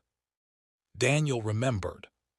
He remembered the battles he endured back when he was the Chief of Staff of the 7th Immgwc Armored Division. Amid enemy bombardments, gunfire and shouting had echoed through the battlefield, and the explosions sent clouds of dirt flying, making it nearly impossible to secure any visibility. Snipers had been aiming at them too. There was no other way to describe it than hell on earth. It was only by luck that I survived. If the main force had arrived even a little later, or if the enemy bombardment had been a bit more precise, Daniel would no longer be among the living. In short, the battlefield was the place furthest from the survival Daniel sought. Not wanting to ever return to that horrific place, Daniel tapped the desk lightly with his fingers as he schemed. No matter how I look at it, Selvia and the military high command seemed to think of me as some kind of omnipotent being. Though it hadn't been his intention, Daniel had successfully carried out every single command issued from above thus far. On top of that, by leading the 7th Immgwc Armored Division and purging the collaborators who incited the civil disturbance, he had demonstrated unwavering loyalty to the imperial family. It now appeared that there were no more escape routes left for him. However, whether it was good fortune or bad, during the massive purge of collaborators, several nobles had managed to escape capture.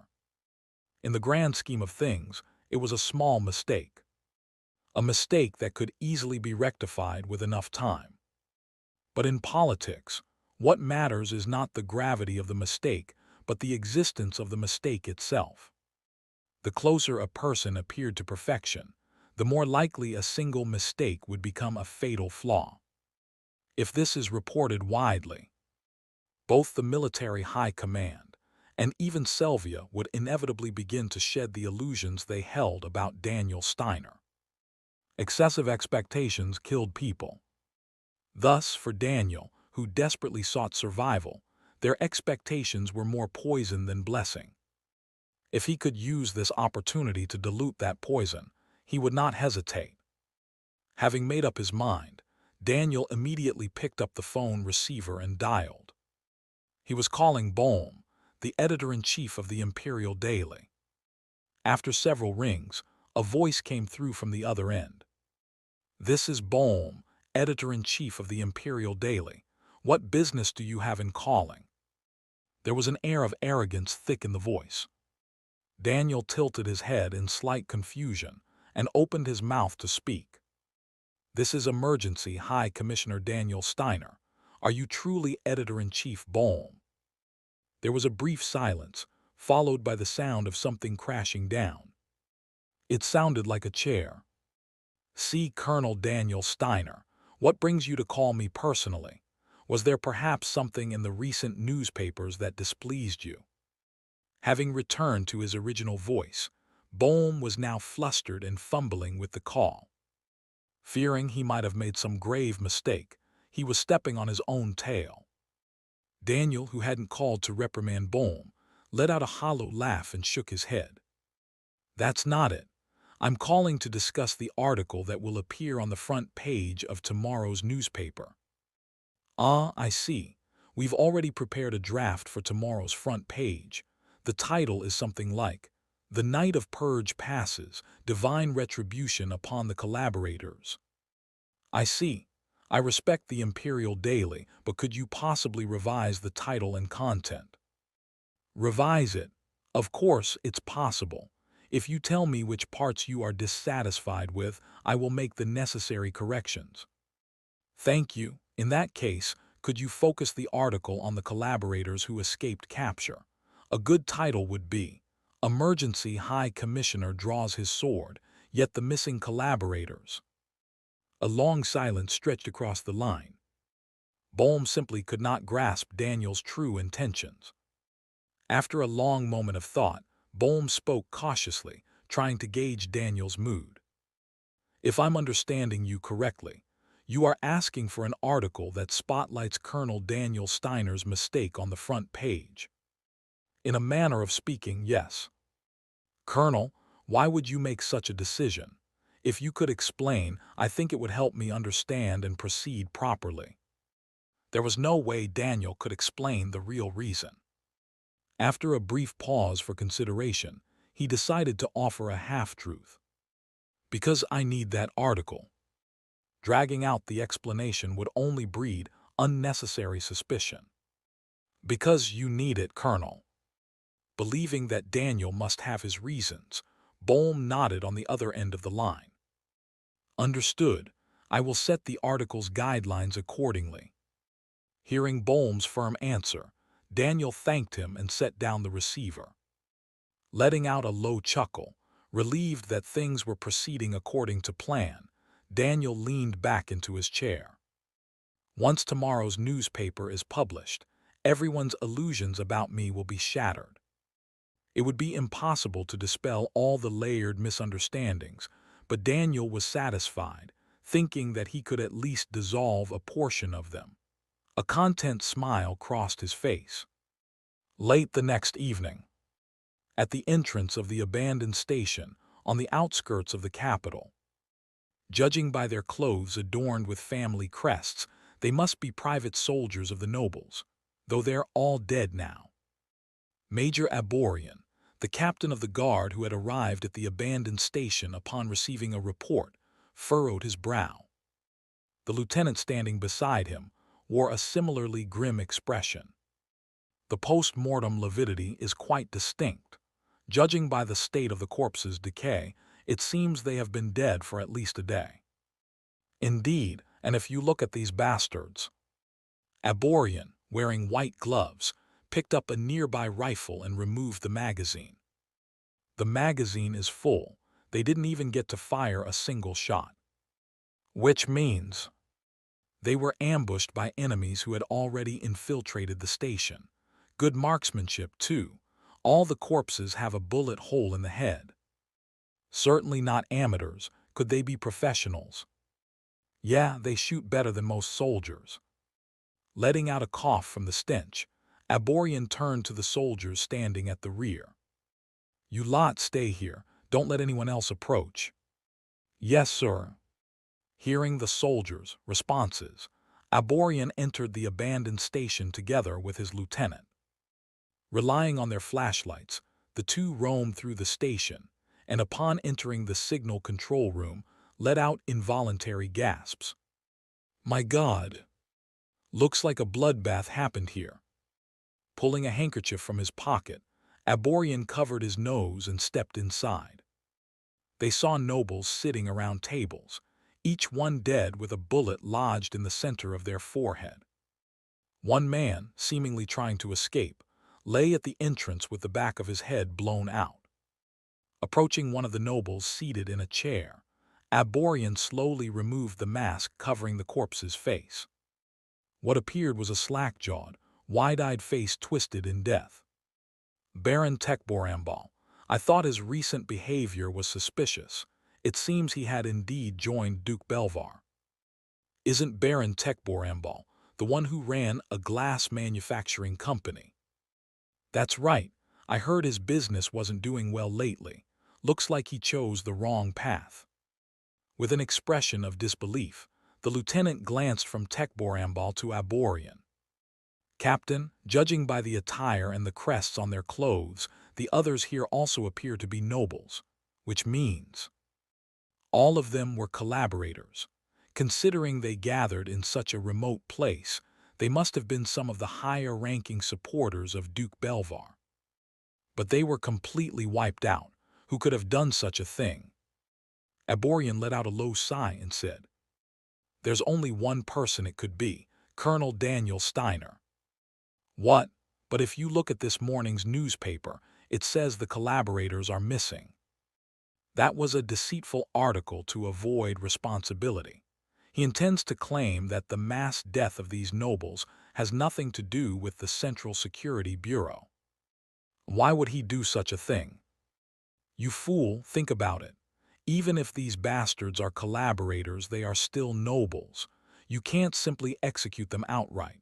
If they don't resist, you have to arrest them and put them on trial. During the trial process, except for a few whose crimes were particularly grave, most would avoid the death penalty. If all the captured nobles were sentenced to death, it would inevitably cause political and societal upheaval. That's why Colonel Daniel used a private organization to cleanly eliminate them. He didn't want to risk leaving behind future trouble. I see. Although he killed them all, Colonel Daniel won't be held responsible.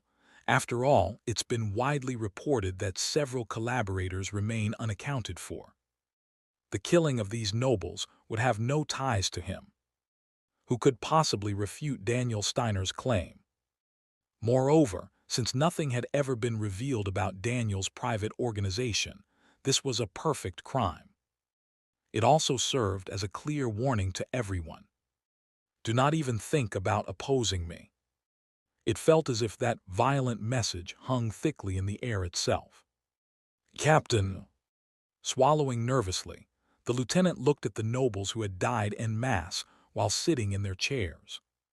He's a truly terrifying man, Colonel Daniel Steiner. To that, Aborian could not offer any rebuttal.